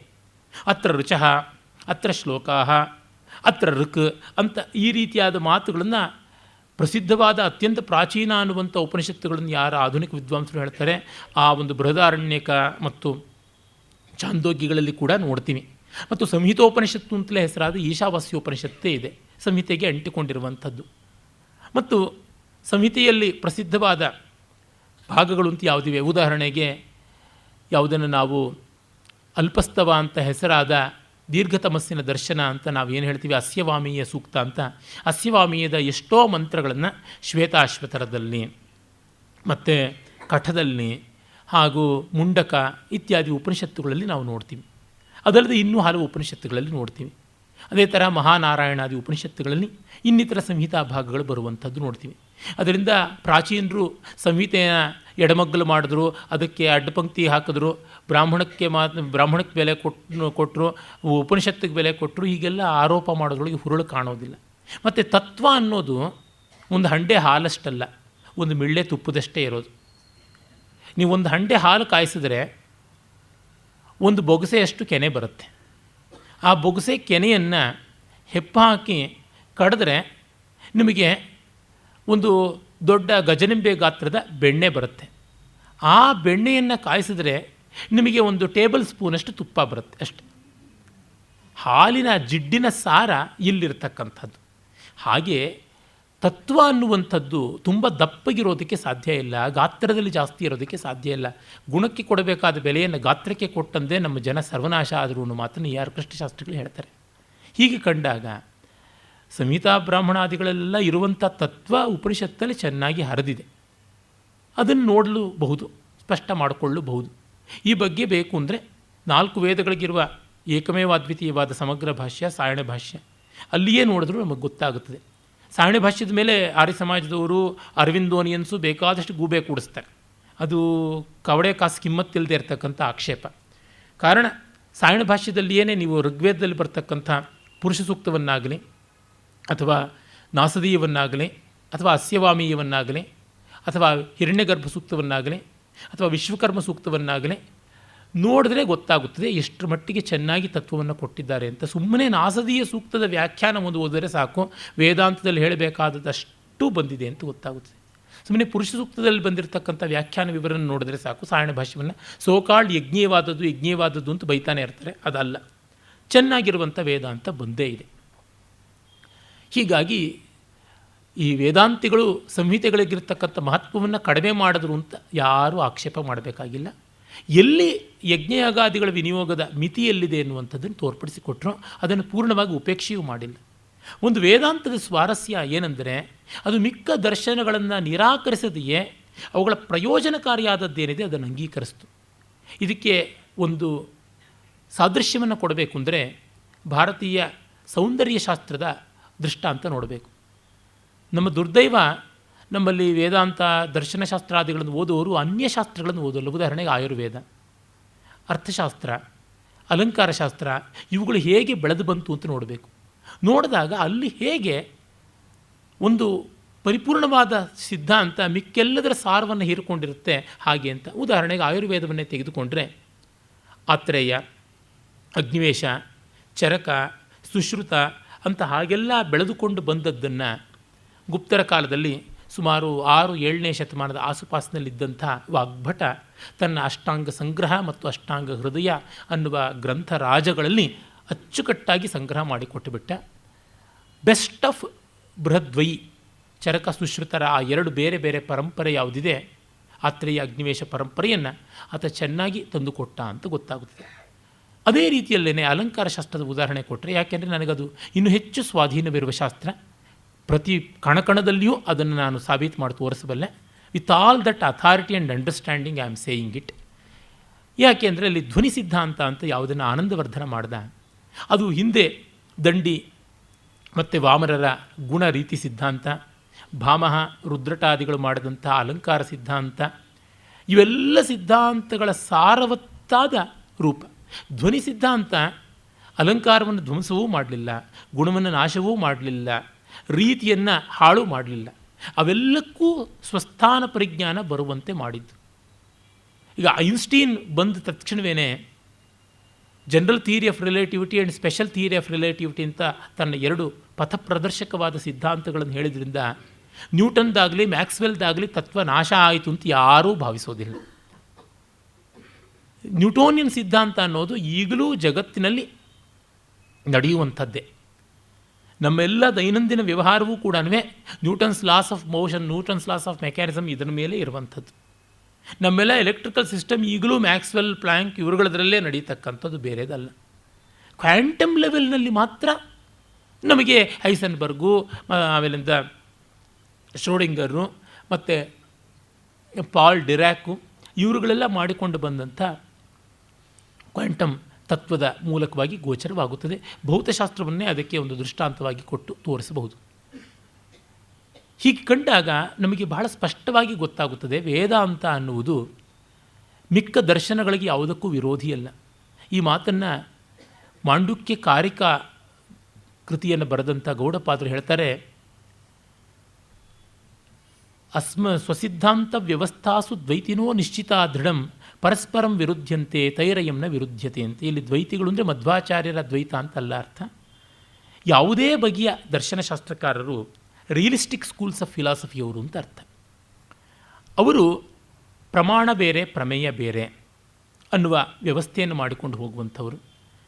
ಅವರುಗಳು ರಿಯಲಿಸ್ಟ್ ಅಂತ ಏನಿದ್ದಾರೆ, ಅವರು ಒಂದು ತತ್ವ ಇನ್ನೊಂದು ತತ್ವದ ಜೊತೆಗೆ ಹೋರಾಡ್ತಾ ಇರ್ತದೆ, ಆದರೆ ನಾವು ಮಾತ್ರ ಯಾರ ಜೊತೆಗೂ ಹೋರಾಡೋದಿಲ್ಲ ಅಂತ. ಯಾಕೆಂದರೆ ಮಕ್ಕಳು ಅವ್ರವ್ರ ಪಕ್ಷ ಹಿಡಿದು ಕಚ್ಚಾಡಬಹುದು, ಆದರೆ ತಾಯಿ ತಾನು ಪ್ರೀತಿ ವಾತ್ಸಲ್ಯದಿಂದ ಇರಬೇಕು, ಯಾವ ಮಕ್ಕಳ ಬಗ್ಗೆನೂ ಪಕ್ಷಪಾತ ಮಾಡೋಲ್ಲ. ಆದರೆ ಯಾರಿಗೆ ಎಷ್ಟು ಬೇಕು ಹೇಗೆ ಬೇಕು ಅಂತ ಗೊತ್ತು. 6 ತಿಂಗಳ ಮಗುವಿಗೆ ಏನು ಹಾಕಬೇಕು ಅದೇ ಹಾಕ್ತಾಳೆ, 10 ವರ್ಷದ ಹುಡುಗನಿಗೆ ಏನು ಕೊಡಬೇಕು ಅದೇ ಕೊಡ್ತಾಳೆ. ಅಲ್ಲಿ ಯಾವುದೇ ರೀತಿಯಾದಂಥ ಪಕ್ಷಪಾತ ಅಂತರಂಗದಲ್ಲಿ ಇಲ್ಲ, ಬಹಿರಂಗದ ವಿನಿಯೋಗದಲ್ಲಿ ಕಾಣಿಸಬಹುದು. ಧರ್ಮದ ಬಗ್ಗೆ ಹೇಳುವಾಗ ನಾವು ಹೇಳ್ತೀವಲ್ಲ, ಧರ್ಮ is one in cause and the same in end but differs in application ಅಂತ. ಎಲ್ಲರಿಗೂ ಹಸಿವಾಗುತ್ತದೆ, ಕಾಸ್ ಈಸ್ ಸೇಮ್. ಹೊಟ್ಟೆ ತುಂಬದ ಮೇಲೆ ಉಂಟಾಗುವ ತೃಪ್ತಿಯೂ ಎಲ್ಲರಿಗೂ ಒಂದೇ. ಅರೆ ಒಂದು ಗಿಡದ ಹಸಿವು ಬೇರೆ, ಒಂದು ಮಣ್ಣು ಹುಳದ ಹಸಿವು ಬೇರೆ, ಒಂದು ಕಾಗೆಯ ಹಸಿವು ಬೇರೆ, ಒಂದು ಮೊಸಳೆ ಹಸಿವು ಬೇರೆ, ಮನುಷ್ಯನ ಹಸಿವು ಬೇರೆ, ಅದರೊಳಗೂ ಭಾರತೀಯ ಮನುಷ್ಯನ ಹಸಿವು ಬೇರೆ, ಚೀನಿ ಮನುಷ್ಯನ ಹಸಿವು ಬೇರೆ, ಆಫ್ರಿಕಾದ ಮನುಷ್ಯನ ಹಸಿವು ಬೇರೆ, ಮುದುಕನ ಹಸಿವು ಬೇರೆ, ಎಷ್ಟು ಬಗೆಯಾಗಿರುತ್ತದೆ. ಈ ವಿನಿಯೋಗ ಭಿನ್ನತೆ ಎನ್ನುವುದೇನಿದೆ ಅದನ್ನು ನೋಡಿ ಇಟ್ ಈಸ್ ನಾಟ್ ಡಿಸ್ಪ್ಯಾರಿಟಿ. ಅದು ಡಿಸ್ಪ್ಯಾರಿಟಿ ಅಂತ ಅದನ್ನು ಕರೆಯೋದೇ ಇಲ್ಲ, ಅದು ವೈಷಮ್ಯ ಅಲ್ಲ, ಇಟ್ ಈಸ್ ಡಿಸ್ಕ್ರಿಮಿನೇಷನ್. ವಿವೇಕದಿಂದ ಮಾಡಿಕೊಂಡಿರ್ತಕ್ಕಂಥದ್ದು. ಒಂದು ವಾಹನಕ್ಕಾಗುವ ಹಸಿವು ಬೇರೆ, ಅದಕ್ಕೆ ಪೆಟ್ರೋಲೇ ಹಾಕಬೇಕು. ಒಂದು ಒಲೆಗಾಗುವ ಹಸಿವು ಬೇರೆ, ಅದಕ್ಕೆ ಇಜ್ಜಲೋ ಸೌದೆನೋ ಹಾಕಬೇಕು, ಆ ಒಲೆಗೆ ತಕ್ಕಂತೆ. ಹೀಗೆ ನೋಡಿದಾಗ ನಮಗೆ ಕಾರಣ ಒಂದೇ ಆದರೂ ವಿನಿಯೋಗದಲ್ಲಿ ಭಿನ್ನತೆ ಉಂಟು. ಆ ವಿನಿಯೋಗ ಭಿನ್ನತೆಯನ್ನು ಪರಮಾರ್ಥ ಭಿನ್ನತೆ ಅಂತ ಅಂದುಕೊಂಡು ಯಾರೂ ಇಲ್ಲಿ ವೈಷಮ್ಯ ಮಾಡಿದರು ಅಂತ ತಗಾದೆ ಮಾಡುವಂತೆ ಇಲ್ಲ. ಈ ಎಲ್ಲ ಕರೆಕ್ಷನ್ ಫ್ಯಾಕ್ಟರ್ಸನ್ನು ನಾವು ವೇದಾಂತದಲ್ಲಿ ನೋಡ್ತೀವಿ. ಆ ದೃಷ್ಟಿಯಲ್ಲಿಯೇ ಅಲಂಕಾರ ಶಾಸ್ತ್ರದಲ್ಲಿ ಧ್ವನಿ ಸಿದ್ಧಾಂತ ಬಂದದ್ದು. ಅದು ಎಲ್ಲವನ್ನೂ ಅನ್ವಯ ಮಾಡುತ್ತದೆ. ಅದನ್ನು ಯಾರಾದರೂ ಓದಿರ್ತಕ್ಕಂಥವ್ರಿಗೆ ಗೊತ್ತಾಗುತ್ತದೆ. ಆನಂದವರ್ಧನ ಅದಕ್ಕೆ ಅಲಂಕಾರಗಳ ಬಗ್ಗೆ ತಾನು ಏನೂ ಪ್ರತ್ಯೇಕ ನಿರೂಪಣೆ ಮಾಡಲಿಲ್ಲ, ಗುಣರೀತಿಗಳ ಬಗ್ಗೆಯೂ ಪ್ರತ್ಯೇಕ ಮಾಡಲಿಲ್ಲ. ಅದಕ್ಕೆ ಹಿಂದಿನವ್ರು ಮಾಡಿದ್ದಾರೆ, ಅದು ಸಾಕಾಗುತ್ತದೆ. ಅನುಕ್ತಂ ಅನ್ಯತೋ ಗ್ರಾಹ್ಯಂ ಅಪ್ರತಿಷಿದ್ಧಂ ಅನುಮತಂ ಭವತಿ ಎನ್ನುವ ಒಂದು ಮಾತಿದೆ. ನಾವಿಲ್ಲಿ ಹೇಳದೇ ಇರೋದನ್ನು ಮಿಕ್ಕ ಎಲ್ಲ ಕಡೆಯಿಂದಲೂ ತಗೊಳ್ಳಿ, ನಾವು ಯಾವುದನ್ನು ಬೇಡ ಅಂದಿಲ್ವೋ ಅದೆಲ್ಲವೂ ಸ್ವೀಕಾರ್ಯವಾದದ್ದು ಅಂತ. ಇದು ವೇದಾಂತದ ದಾರಿ. ಈ ದಾರಿ ಹಿಡಿದೇ ಇದ್ದರೆ ಸ್ವಾಮಿ ವಿವೇಕಾನಂದರು ವಿದೇಶಗಳಲ್ಲಿ ಅಷ್ಟು ಹೊಸ ಜಾಗದಲ್ಲಿ, ಅಷ್ಟು ಹೊಸ ನೆಲದಲ್ಲಿ, ಅಷ್ಟು ಹೊಸ ಮುಖಗಳ ನಡುವೆ, ಹೊಸ ಬದುಕಿನ ಜನರ ನಡುವೆ ತಮ್ಮ ವಿಚಾರಗಳ ಮೂಲಕ ಅಷ್ಟು ದೊಡ್ಡ ಪರಿಣಾಮ ಮಾಡೋಕ್ಕಾಗ್ತಾ ಇರಲಿಲ್ಲ. ಸ್ವಾಮಿ ರಾಮತೀರ್ಥ ಮಾಡೋಕ್ಕಾಗ್ತಾ ಇರಲಿಲ್ಲ. ಯಾಕೆ? 91 ರೋಲ್ಸ್ ರಾಯ್ಸ್ ಕಾರ್ ಇಟ್ಕೊಂಡು ನೊಬೆಲ್ ಪ್ರೈಸ್ ಬಂದವ್ರನ್ನೆಲ್ಲ ತನ್ನ ಕಿಚನ್ನಲ್ಲಿ ಮುಸುರೆ ತಿಕ್ಕೋಕೆ ಇಟ್ಕೊಂಡಿದ್ರಲ್ಲ ರಜನೀಶ್, ಈ ವೇದಾಂತವನ್ನೇ ಇಟ್ಕೊಂಡಿದ್ರು. ಅವ್ರ ಜನ್ಮನ ಜೈನರು. ಅವ್ರು ಹೇಳಿದ್ದು ಕಡೆಗೆ ಅವರು ಬದುಕಿದ ಬಗ್ಗೆ ಏನೇ ಇರ್ಬೋದು, ಅದಕ್ಕೆ ಏನೇ ಚರ್ಚೆ ಇರ್ಬೋದು, ಬಟ್ ವಾಟ್ ಈ told is this inclusive Vedanta, not exclusive philosophy. ಅದನ್ನು ನೋಡಬೇಕು. ಇವತ್ತು ಯಾರೇ ಆಗಲಿ ಅದನ್ನು ಹೇಳಬೇಕಾದ ಅನಿವಾರ್ಯತೆ ಬಂದುಬಿಟ್ಟಿದೆ. ಇನ್ಕ್ಲೂಸಿವಿಟಿ ಇಲ್ಲದೆ ಜಗತ್ತು ಬದುಕೋಕ್ಕಾಗೋದಿಲ್ಲ. ನಾನು ಬೇರೆ ಬೇರೆ ಇರ್ತೀನಿ ಅಂತಂದರೆ ಯಾವುದೋ ಒಂದು ಪರ್ಪಸ್ಗಿದ್ದೀನಿ ಅಂತ ಹೇಳಬೇಕೆ ಹೊರತುನುವೆ ನಾನು ಸಂಪೂರ್ಣವಾಗಿ ವ್ಯತಿರಿಕ್ತವಾಗಿ ಬೇರೆ ಇರ್ತೀನಿ ಅಂತ ಹೇಳೋದಕ್ಕೆ ಆಗೋದಿಲ್ಲ. ಈ ಸಮಸ್ಯೆಗಳನ್ನು ನೋಡಿದಾಗಲೇ ಗೊತ್ತಾಗುತ್ತೆ ನಮಗೆ ವೇದಾಂತ ಮಿಕ್ಕ ದರ್ಶನಗಳನ್ನು ಧ್ವಂಸ ಮಾಡೋಕ್ಕೆ ಬಂದಿದ್ದಲ್ಲ. ಈ ಕಾರಣದಿಂದಲೇ ಈ ವೇದಾಂತಿಗಳೇ ಶಾಸ್ತ್ರ ಸಮನ್ವಯ ಮಾಡೋಕ್ಕೆ ಹೊರಟದ್ದು. ಮಧುಸೂದನ ಸರಸ್ವತಿಗಳು ಶಂಕರ ಪರಂಪರೆಯಲ್ಲಿ ಬಂದ ಒಬ್ಬ ವಿದ್ವಾಂಸರು, ದೊಡ್ಡ ಗ್ರಂಥಕಾರರು, ಅಕ್ಬರ್ನ ಕಾಲದಲ್ಲಿದ್ದರು, ತುಳಸಿದಾಸರ ಜೊತೆಯಲ್ಲಿದ್ದವರು ಕಾಶಿಯಲ್ಲಿ. ಅವರು ಪ್ರಸ್ಥಾನತ್ರಯಂ ಅಂತ ಒಂದು ಗ್ರಂಥ ಬರೆದಿದ್ದಾರೆ. ಅಲ್ಲಿ ಈ ನ್ಯಾಯ ವೈಶೇಷಿಕ ಇತ್ಯಾದಿ ಎಲ್ಲವನ್ನೂ ತೋರಿಸಿ ನ ಚೈತೆ ಮುನಯೋ ಭ್ರಾಂತಾಹ ಅನ್ನುವಂಥ ಮಾತಾಡ್ತಾರೆ. ನಾನು ನಾಳೆ ದಿವಸ ಅದನ್ನು ಸರ್ವ ಸಮನ್ವಯಕ್ಕಾಗಿ ಹೇಳಬೇಕು ಅಂತ ಇಟ್ಕೊಂಡಿದ್ದೆ. ಆದರೆ ಆ ಮಾತು ಬಹಳ ಪರಿಣಾಮಕಾರಿಯಾಗುವಂಥದ್ದು, ಸಂದರ್ಭಕ್ಕೆ ಯುಕ್ತವಾಗಿ ಬರುವಂಥದ್ದು ಅನ್ನೋದಕ್ಕೋಸ್ಕರವಾಗಿ ನಾನು ಇಲ್ಲಿಯೇ ಅದನ್ನು ಹೇಳಬೇಕಾಗಿದೆ. ನಹಿತೇ ಮುನಯೋ ಭ್ರಾಂತಾಹ ಸರ್ವಜ್ಞತ್ವಾತ್ ತೇಷಾಂ ಕಿಂತು ಬಹಿರ್ವಿಷಯ ಪ್ರಮಾಣಾನಾಂ ಆಪಾತತೋಪಿ ಪುರುಷಾರ್ಥೆ ಪ್ರವೇಶೋ ನ ಸಂಭವತೀತಿ ನಾಸ್ತಿಕ್ಯ ನಿವಾರಣಾಯ ಏತೆ ಪ್ರಕಾರಭೇದಾ ಪ್ರದರ್ಶಿತಾ ಅಂತ. ಈ ಪ್ರಾಚೀನರಾದ ಋಷಿಗಳೆಲ್ಲ ಸರ್ವಜ್ಞರೇ. ಅವರು ಒಂದೊಂದು ದರ್ಶನವೂ ಬೇರೆ ಮಾಡೋದಕ್ಕೆ ಕಾರಣ ಹೇಗಾದರೂ ಒಂದು ಕಡೆ ದಾರಿಗೆ ಬರಲಿ ಅಂತಷ್ಟೇ, ಇನ್ನೇನು ಮಾಡಿದ್ದಲ್ಲ ಅಂತ. ಈ ದೃಷ್ಟಿ ಇಟ್ಕೊಂಡು ಚಾರ್ವಾಕರಿಂದ ಮೊದಲುಗೊಂಡು ವೇದಾಂತಿಗಳವರೆಗೆ ಎಲ್ಲರೂ ಕೂಡ ಸಹಕಾರಿಗಳೇ ಆಗಿದ್ದಾರೆ ಅಂತ ಅನ್ನೋದನ್ನು ತೋರ್ಪಡಿಸ್ತಾರೆ. ಚಾರ್ವಾಕರು ಈ ದೇಹ ಬಿಟ್ಟು ಬೇರೆ ಯಾವುದೂ ಇಲ್ಲ ಅಂತಂತಾರೆ. ಅದೂ ಒಂದು ವ್ಯಾಲಿಡ್ ಆದದ್ದೇ. ಕಾರಣ, ನಾನು ನನ್ನ ಬ್ಯಾಂಕ್ ಬ್ಯಾಲೆನ್ಸಲ್ಲಿಲ್ಲ, ನಾನು ನನ್ನ ಫೆರಾರಿ ಕಾರಲ್ಲಿಲ್ಲ, ನಾನು ನನ್ನ ವೋಟ್ಸ್ ವ್ಯಾಗಿನ್ನಲ್ಲಿಲ್ಲ, ನಾನು ನನ್ನ ರೋಲ್ಸ್ ರಾಯ್ಸಲ್ಲಿಲ್ಲ, ನಾನು ನನ್ನ ಯಾವುದೋ ಒಂದು ವಿಲ್ಲಾ ಬಂಗ್ಲಾ ವೈಟ್ ಫೀಲ್ಡ್ ಆಚೆ ಕಟ್ಟಿರ್ತಕ್ಕಂಥದ್ದು ಎನ್ಕ್ಲೇವ್ ಅಲ್ಲಿಲ್ಲ, ನಾನು ಇರತಕ್ಕಂಥದ್ದು ನನ್ನ ದೇಹದಲ್ಲಿಯೇ ಅನ್ನೋ ಅಷ್ಟರ ಮಟ್ಟಿಗೆ ಹತ್ತಿರ ಬಂತು ಅಂತ. ಎಕ್ಸ್ಟರ್ನಲ್ ಥಿಂಗ್ಸಿಂದ ಶರೀರಕ್ಕೆ ಬಂತು ಅಂತ. ಹೀಗೆ ಈ ಥರ ಮಾಡಿಕೊಂಡು ಹೋದದ್ದು ಉಂಟು ಅಂತ ನಾವು ಹೇಳ್ತೀವಲ್ಲ. ಅಯ್ಯೋ ಬಿಡಿ, ಕೂಗಾಟ ಗಲಾಟೆ ಮಾಡೋದಕ್ಕಿಂತ ಏನೋ ಒಂದು ಹೆವಿ ಮೆಟಲ್ಲೋ, ವೆಸ್ಟನ್ನೋ, ರಾಕೋ, ಕೆರೇಬಿಯನ್ನೋ ಏನೋ ಒಂದು ಬಡ್ಕೊಂಡಿದ್ದಾರಲ್ಲ ಸಾಕು ಅಂತ. ಅದನ್ನು ಬಿಟ್ಟು ಎಂಥದ್ದೋ ಸಿನಿಮಾ ಹಾಡುಗಳು ಆಡ್ತಾಯಿದ್ರೆ ಅಯ್ಯೋ ಬಿಡಿಪ್ಪ, ಆ ಪಾಶ್ಚಾತ್ಯ ಸಂಗೀತ ಒಂದು ರಾಗನ ಒಂದೇ ಇಲ್ಲ, ಇಲ್ಲಿ ಯಾವುದೋ ಒಂದು ರಾಗದ ಒಂದು ಸ್ವರಾನಾರು ವ್ಯತ್ಯಾಸ ಮಾಡಿಕೊಂಡು ಏನೋ ಒಂದು ಹಾಡ್ತಾರೆ. ಸುಲಭವಾಗಿ ರಾಗ ಸ್ವರ ಬದಲಾಯಿಸ್ತಕ್ಕಂಥದ್ದು ಸುಗಮ ಸಂಗೀತ ಅಂತ ಯಾರೋ ಡೆಫಿನೇಷನ್ ಕೊಟ್ಟಿದ್ರು. ಅಷ್ಟಾದರೂ ಇದೆಯಲ್ಲ ಅಂತ ಹೇಳಿಬಿಟ್ಟು ಹೀಗೆ. ಮತ್ತು ಅಲ್ಲಿ ಏನೋ ಒಂದು ಹಾಡ್ತಾ ಇರ್ತಾರೆ, ಕೆರೆ ನೀರನ್ನು ಕೆರೆಗೆ ಚೆಲ್ಲಿ, ಅಲ್ಲಿ ಏನೂ ರಕ್ತಿ ಇಲ್ಲ, ರಂಜನೆ ಇಲ್ಲ. ಎಂಥದ್ದು ಸಿನಿಮಾ ಹಾಡು ಅದು ಇತ್ಯಾದಿ ಸುಗಮ ಸಂಗೀತ, ಅದಕ್ಕಿಂತ ಶಾಸ್ತ್ರೀಯ ಸಂಗೀತ ಚೌಕಟ್ಟಿಗೆ ಬಂದಿದ್ದಾರಲ್ಲ ಅಂತ ಅಂದ್ಕೊಂಡು ಅಷ್ಟಷ್ಟರ ಮಟ್ಟಿಗೆ ಬಂದರು ಅಂತ. ಕಡೆಗೆ ಶುದ್ಧವಾದ ಶ್ರುತಿಲೈಕ ವೇದ್ಯವಾದಂಥ ಒಂದು ಸ್ಥಿತಿಗೆ ಬಂದಿದ್ದಾರೆ. ಸಾಹಿತ್ಯವೂ ಒಂದು ಭಾರ ಅಂತ ಅಂದ್ಕೊಂಡು ನಿಂತಿದ್ದಾರಲ್ಲ ಅಂತ ಬಂದರು ಅಂತ. ಈ ರೀತಿಯಾದ ಕ್ರಮ ಸೋಪಾನ ಅನ್ನುವಂಥದ್ದನ್ನು ಹೇಳ್ತಾರೆ. ಈ ಸಮನ್ವಯವನ್ನು ನಾನು ನ್ಯಾಯಶಾಸ್ತ್ರದಲ್ಲಿಯೇ ನಿಂತು ತೋರ್ಸೋಕ್ಕಾಗೋಲ್ಲ, ವೈಶೇಷಿಕದಲ್ಲೇ ನಿಂತು ತೋರ್ಸೋಕ್ಕಾಗೋಲ್ಲ, ಪಾತಂಜಲ ಯೋಗದಲ್ಲಿ ನಿಂತು ತೋರ್ಸೋಕ್ಕಾಗೋಲ್ಲ. ಇವತ್ತು ಪಾತಂಜಲಿ ಯೋಗದಲ್ಲಿ ಅದು ನಡೀತಾ ಇದ್ದರೆ ಕಾರಣ ವೇದಾಂತಿಗಳೇ ಅದನ್ನು ಹೇಳ್ತಾ ಇರೋದು. ಯಾರು ನಾನು ಪಾತಂಜಲಿ ಯೋಗದವನು ಅಂತ ಬ್ರ್ಯಾಂಡ್ ಮಾಡ್ಕೊಂಡು ಹೋದವರು ಕೂಡ ವೇದಾಂತಿಗಳೇ. ಉದಾಹರಣೆಗೆ ನೀವು ನೋಡಿ, ದೊಡ್ಡ ಸಂಸ್ಥೆ ಎಸ್ ವ್ಯಾಸ ಅಂತ ಯಾವುದುಂಟು, ವಿವೇಕಾನಂದ ಯೋಗ ಕೇಂದ್ರ, ಅವರು ವೇದಾಂತ ಪುರಸ್ಸರವಾಗಿ ಹೇಳ್ತಾ ಇರ್ತಕ್ಕಂಥದ್ದು. ಇಲ್ಲಿಯೂ ಅದೇ ನಡೀತಾ ಇರುವಂಥದ್ದು. ಹೀಗಾಗಿ ವೇದಾಂತದ ಅವಿರೋಧ ಅನ್ನೋದರ ಬಗ್ಗೆ ನಾವು ಬಹಳ ದೊಡ್ಡ ಗಮನವನ್ನು ಕೊಡಬೇಕಾಗುತ್ತದೆ. ಮತ್ತು ಅವುಗಳಿಗೆ 3 ಪ್ರಸ್ಥಾನ ಅಂತ ಹೇಳ್ತಾರೆ. ಶ್ರುತಿ ಪ್ರಸ್ಥಾನ, ಸ್ಮೃತಿ ಪ್ರಸ್ಥಾನ, ನ್ಯಾಯ ಪ್ರಸ್ಥಾನ ಅಂತ ಕರೀತಾರೆ. ವೇದದ ಅಂತ, ವೇದದ ಹೃದಯ ಅಂತ ಆದ ಉಪನಿಷತ್ತುಗಳನ್ನು ಶ್ರುತಿ ಪ್ರಸ್ಥಾನ ಅಂತ, ಮತ್ತು ಸ್ಮೃತಿಗಳಲ್ಲಿ ಪ್ರಸಿದ್ಧವಾದದ್ದು ಭಗವದ್ಗೀತೆ, ಮಹಾಭಾರತದ ಅಂಗವಾದದ್ದು ಅಂತ, ಹಾಗಾಗಿ ಭಗವದ್ಗೀತೆಯನ್ನು. ಮತ್ತು ನ್ಯಾಯ ಪ್ರಸ್ಥಾನ ಅಂದರೆ ಬಾದರಾಯಣ ಸೂತ್ರಗಳು. ನಾನು ಮೊದಲಿಗೆ ಹೇಳಿದ್ದೀನಿ, ಬಾದರಾಯಣ ಸೂತ್ರಗಳನ್ನು ಹಾಗೆ ಇಟ್ಕೊಂಡು ನೋಡಿದ್ರೆ ಒಂದು ಅಕ್ಷರವೂ ನಮಗೆ ಗೊತ್ತಾಗೋದಿಲ್ಲ. ಅದಕ್ಕೆ ಪಾರಂಪರಿಕವಾದ ಭಾಷ್ಯಗಳೇ ಬೇಕು. ಈಗ ಭಾಷ್ಯಗಳು ನಿಜವಾಗಿ ಬಾದರಾಯಣ ಸೂತ್ರದ ಅರ್ಥ ಹೇಳಿವ್ಯಾ? ಶಂಕರನ್ನು ಒಪ್ಪೋರು ಶಂಕರರೇ ನ್ಯಾಯವಾಗಿ ಹೇಳಿದ್ದಾರೆ ಅಂತಾರೆ, ರಾಮಾನುಜರನ್ನು ಒಪ್ಪೋರು ರಾಮಾನುಜರೇ ಹೇಳಿದ್ದಾರೆ ಅಂತಾರೆ, ಮಧ್ವರನ್ನು ಒಪ್ಪೋರು ಮಧ್ವರೇ ಅಂತಾರೆ, ಶ್ರೀಕಂಠರನ್ನು ಒಪ್ಪೋರು ಶ್ರೀಕಂಠರೇ ಅಂತಾರೆ, ಶ್ರೀಪತಿಗಳನ್ನೇ ಶ್ರೀಕಂಠ ಭಾಷ್ಯದಲ್ಲಿ. ಆ ಥರ ಒಬ್ಬೊಬ್ಬರು ಆಚಾರ್ಯರನ್ನು ಒಪ್ಪೋರು ಅವರವರು. ಇಲ್ಲಿ ನಂಬಿಕೆ ಬಂತು. ನಮ್ಮಪ್ಪ ಹೇಳ್ದ, ನಾವು ಹುಟ್ಟಿರೋದು ಮಾಧ್ವರಾಗಿ, ನಾವು ಹುಟ್ಟಿರೋದು ಸ್ಮಾರ್ತರಾಗಿ, ಅದಕ್ಕೆ ಇವ್ರನ್ನ ನಂಬು, ಅದಕ್ಕೆ ನಾವು ನಂಬೋದು, ಈ ಥರ ಆಗಿದೆ. ಆದರೆ ಮಾಧ್ವರೂ ಅಲ್ಲದ, ಸ್ಮಾರ್ತರೂ ಅಲ್ಲದ, ಅಯ್ಯಂಗಾರರೂ ಅಲ್ಲದ, ಲಿಂಗಾಯತರೂ ಅಲ್ಲದ ಜನ ಇರಬಾರ್ದ ಜಗತ್ತಲ್ಲಿ? ಅವರಲ್ಲಿಯೂ ಬೇರೊಂದಕ್ಕೆ ನೋಡಬಾರ್ದ? ಹೀಗೆ ಕಂಡಾಗ ನಾವು ಇವೆಲ್ಲ ಆಕಸ್ಮಿಕಗಳು ಅಂತ ಇಟ್ಟು ನೋಡಬೇಕಾಗುತ್ತದೆ. ಬಾದರಾಯಣ ಸೂತ್ರಗಳ ಸಂಖ್ಯೆ ಎಷ್ಟು? 555 ಅಂತ ಶಾಂಕರ ಭಾಷ್ಯ ಪ್ರಕಾರ, 565 ಅಂತ ಮಾಧ್ವ ಭಾಷ್ಯದ ಪ್ರಕಾರ, 545 ಅಂತ ರಾಮಾನುಜ ಭಾಷ್ಯದ ಪ್ರಕಾರ. ಏನು ಮಧ್ವಾಚಾರ್ಯರು 10 ಸೂತ್ರ ಎಕ್ಸ್ಟ್ರಾ ಸೇರಿಸಿದ್ರ ಶಂಕರ ಭಾಷ್ಯಕ್ಕೆ? ರಾಮಾನುಜರು 10 ಕಳೆದ್ರ? ಇಲ್ಲ, ಸೂತ್ರಗಳು ಅವೇ. ಆದರೆ ರಾಮಾನುಜರು ಶಂಕರರು 2 ಸೂತ್ರ ಅಂತ ಕೆಲವು ಕಡೆ ಮಾಡೋದನ್ನು ಒಂದೇ ಸೂತ್ರ ಅಂತ ತೊಗೊಂಡಿದ್ದಾನೆ. ಮಧ್ವಾಚಾರ್ಯರು 2 ಸೂತ್ರ ಅಂತ ಮಾಡೋದನ್ನು ಶಂಕರರು ಒಂದೇ ಸೂತ್ರ ಅಂತ ತೊಗೊಂಡಿದ್ದಾರೆ. ಈ ತರಹ ಆಗಿದೆಯೇ ಹೊರತುನುವೆ ಇರುವುದು ಅದೇ, ಯಾವೊಂದು ಅಕ್ಷರವೂ ಕೂಡ ಏನು ವ್ಯತ್ಯಾಸ ಆಗಿಲ್ಲ. ಇದನ್ನು ನಾವು ನೋಡಬೇಕು. ಆದರೆ ಆ ಅಧಿಕರಣ ವಿಭಾಗಗಳು, ಯಾವುದು ಪೂರ್ವಪಕ್ಷ ಸೂತ್ರ, ಯಾವುದು ಸಿದ್ಧಾಂತ ಸೂತ್ರ ಇತ್ಯಾದಿಯ ವಿಂಗಡಣೆ ಮಾಡಿಕೊಳ್ಳೋದ್ರೊಳಗೆ ಸಾಕಷ್ಟು ವ್ಯತ್ಯಾಸ ಇದೆ. ಅದರೊಳಗೂ ಶಂಕರ ರಾಮಾನುಜಾದಿ ಎಲ್ಲ ಬ್ರಹ್ಮಸೂತ್ರಗಳ ಅಧಿಕರಣ ಕ್ರಮಗಳು ಸಾಮಾನ್ಯ 90% ಒಂದೇ ಆಗುತ್ತದೆ. ಮಧ್ವಾಚಾರ್ಯರದು ಮಾತ್ರ ತುಂಬ ಎದ್ದು ಕಾಣುವಂತೆ ವ್ಯತ್ಯಾಸವಾಗಿ ತೋರುತ್ತದೆ. ಇಲ್ಲೀಗ ವೇದಾಂತದ ಮುಖ್ಯ ಪ್ರಮೇಯ ಏನು ಅಂತ ನೋಡಿದ್ರೆ, ಜಗತ್ತು, ಜೀವ, ಈಶ್ವರ, ಬಂಧ, ಮೋಕ್ಷ, ಅದೇ, ಇನ್ಯಾವುದೂ ಅಲ್ಲ. ಇಲ್ಲಿ ಶಂಕರರು ಒಂದೇ ಇರುವಂಥ ತತ್ವ, ಅದೇ ಬ್ರಹ್ಮ, ಅದೇ ಜೀವವಾಗಿಯೂ ಜಗತ್ತಾಗಿಯೂ ತೋರುತ್ತದೆ. ಮತ್ತು ಆ ಜೀವಕ್ಕೆ ಬಂಧ ಅನ್ನೋದು ಬಂದಿದೆ, ಆ ಬಂಧದಿಂದ ಬಿಡುಗಡೆ ಆಗಬೇಕು. ಈ ಬಂಧ ಹೇಗೆ ಬಂತು? ಬಂಧ ಯಾವಾಗ ಉಂಟಾಯಿತು? ಬಂಧಕ್ಕೆ ಕಾರಣ ಅವಿದ್ಯೆ ಅಂದ್ವಿ. ಆ ಅವಿದ್ಯೆ ಎಲ್ಲಿಂದ ಬಂತು? ಅವಿದ್ಯೆಯಿಂದಲೇ ಕಾರ್ಯಕಾರಣ ಭಾವ ಬಂದಿದ್ದು. ಹೀಗಾಗಿ ಆ ಪ್ರಶ್ನೆ ಕೇಳುವಂತೆ ಇಲ್ಲ ಅಂತಾರೆ. ಇದೇನು ಬಾಯಿ ಬಡಿಯೋದಾಯ್ತಲ್ಲ ಅನ್ನುವಂಥ ಮಾತು ಬರ್ಬೋದು. ಅದು ಬಾಯಿ ಬಡಿಯೋದು ಅಲ್ಲ. ಏನಂದರೆ, ದೇಶ ಕಾಲಗಳಿಂದಲೇ ಎಲ್ಲ ಕಾಸೇಷನ್ ಬಂದಿರೋದು.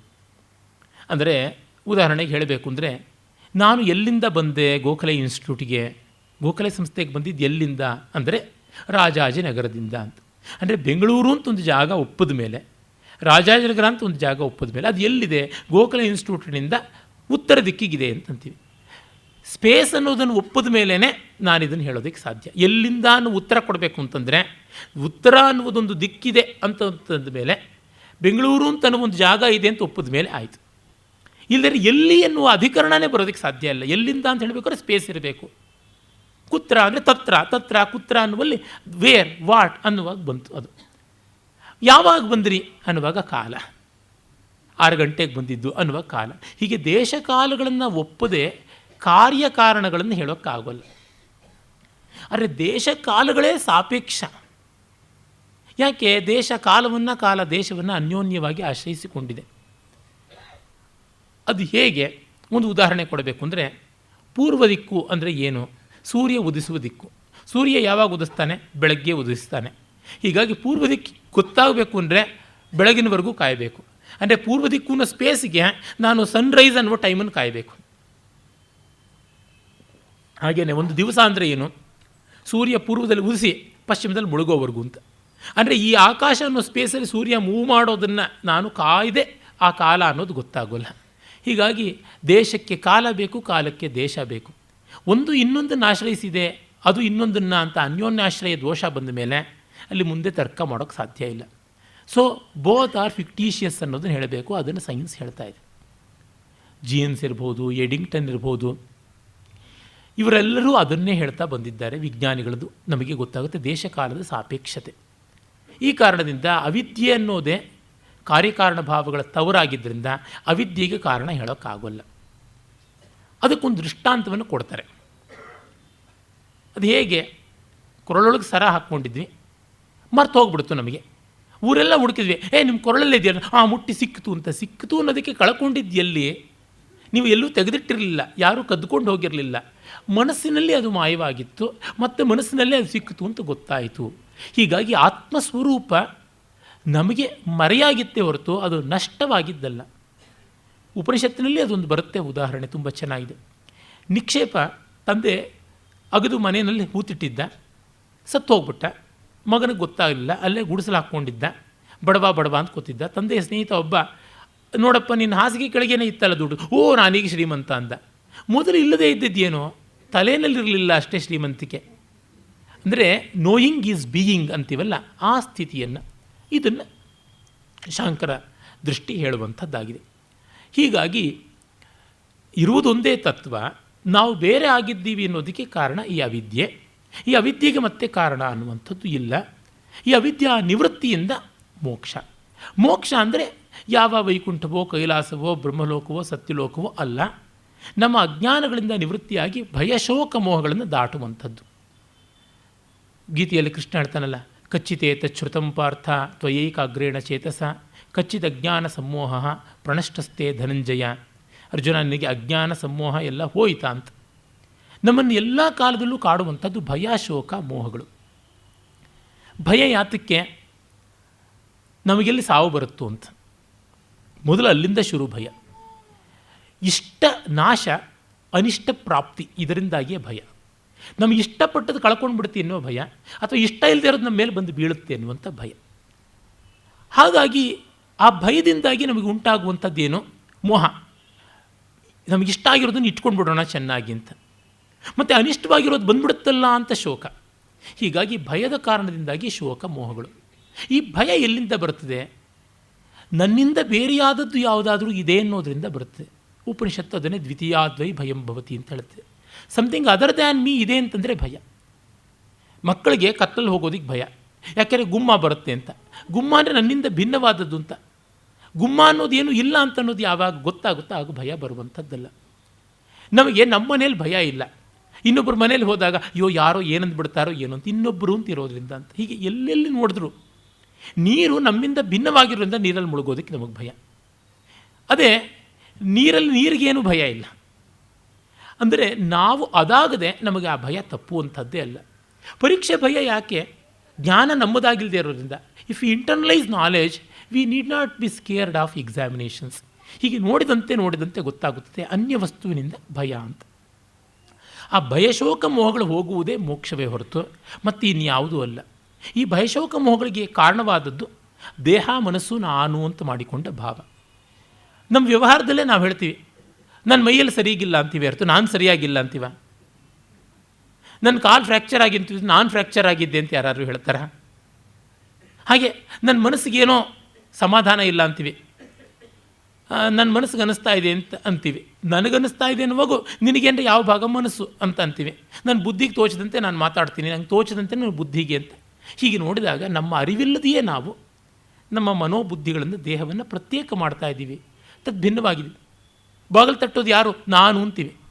ನಾನು ಅಂದರೆ ಯಾರು? ನನ್ನ ಮನಸ್ಸು ಅಂತ ಯಾರೂ ಹೇಳೋಲ್ಲ, ನನ್ನ ದೇಹ ಅಂತ ಹೇಳೋದಿಲ್ಲ, ನಾನು ಅಂತೀವಿ. ಅಂದರೆ ನಾನು ಅನ್ನೋದಕ್ಕೆ ನಾನೇ.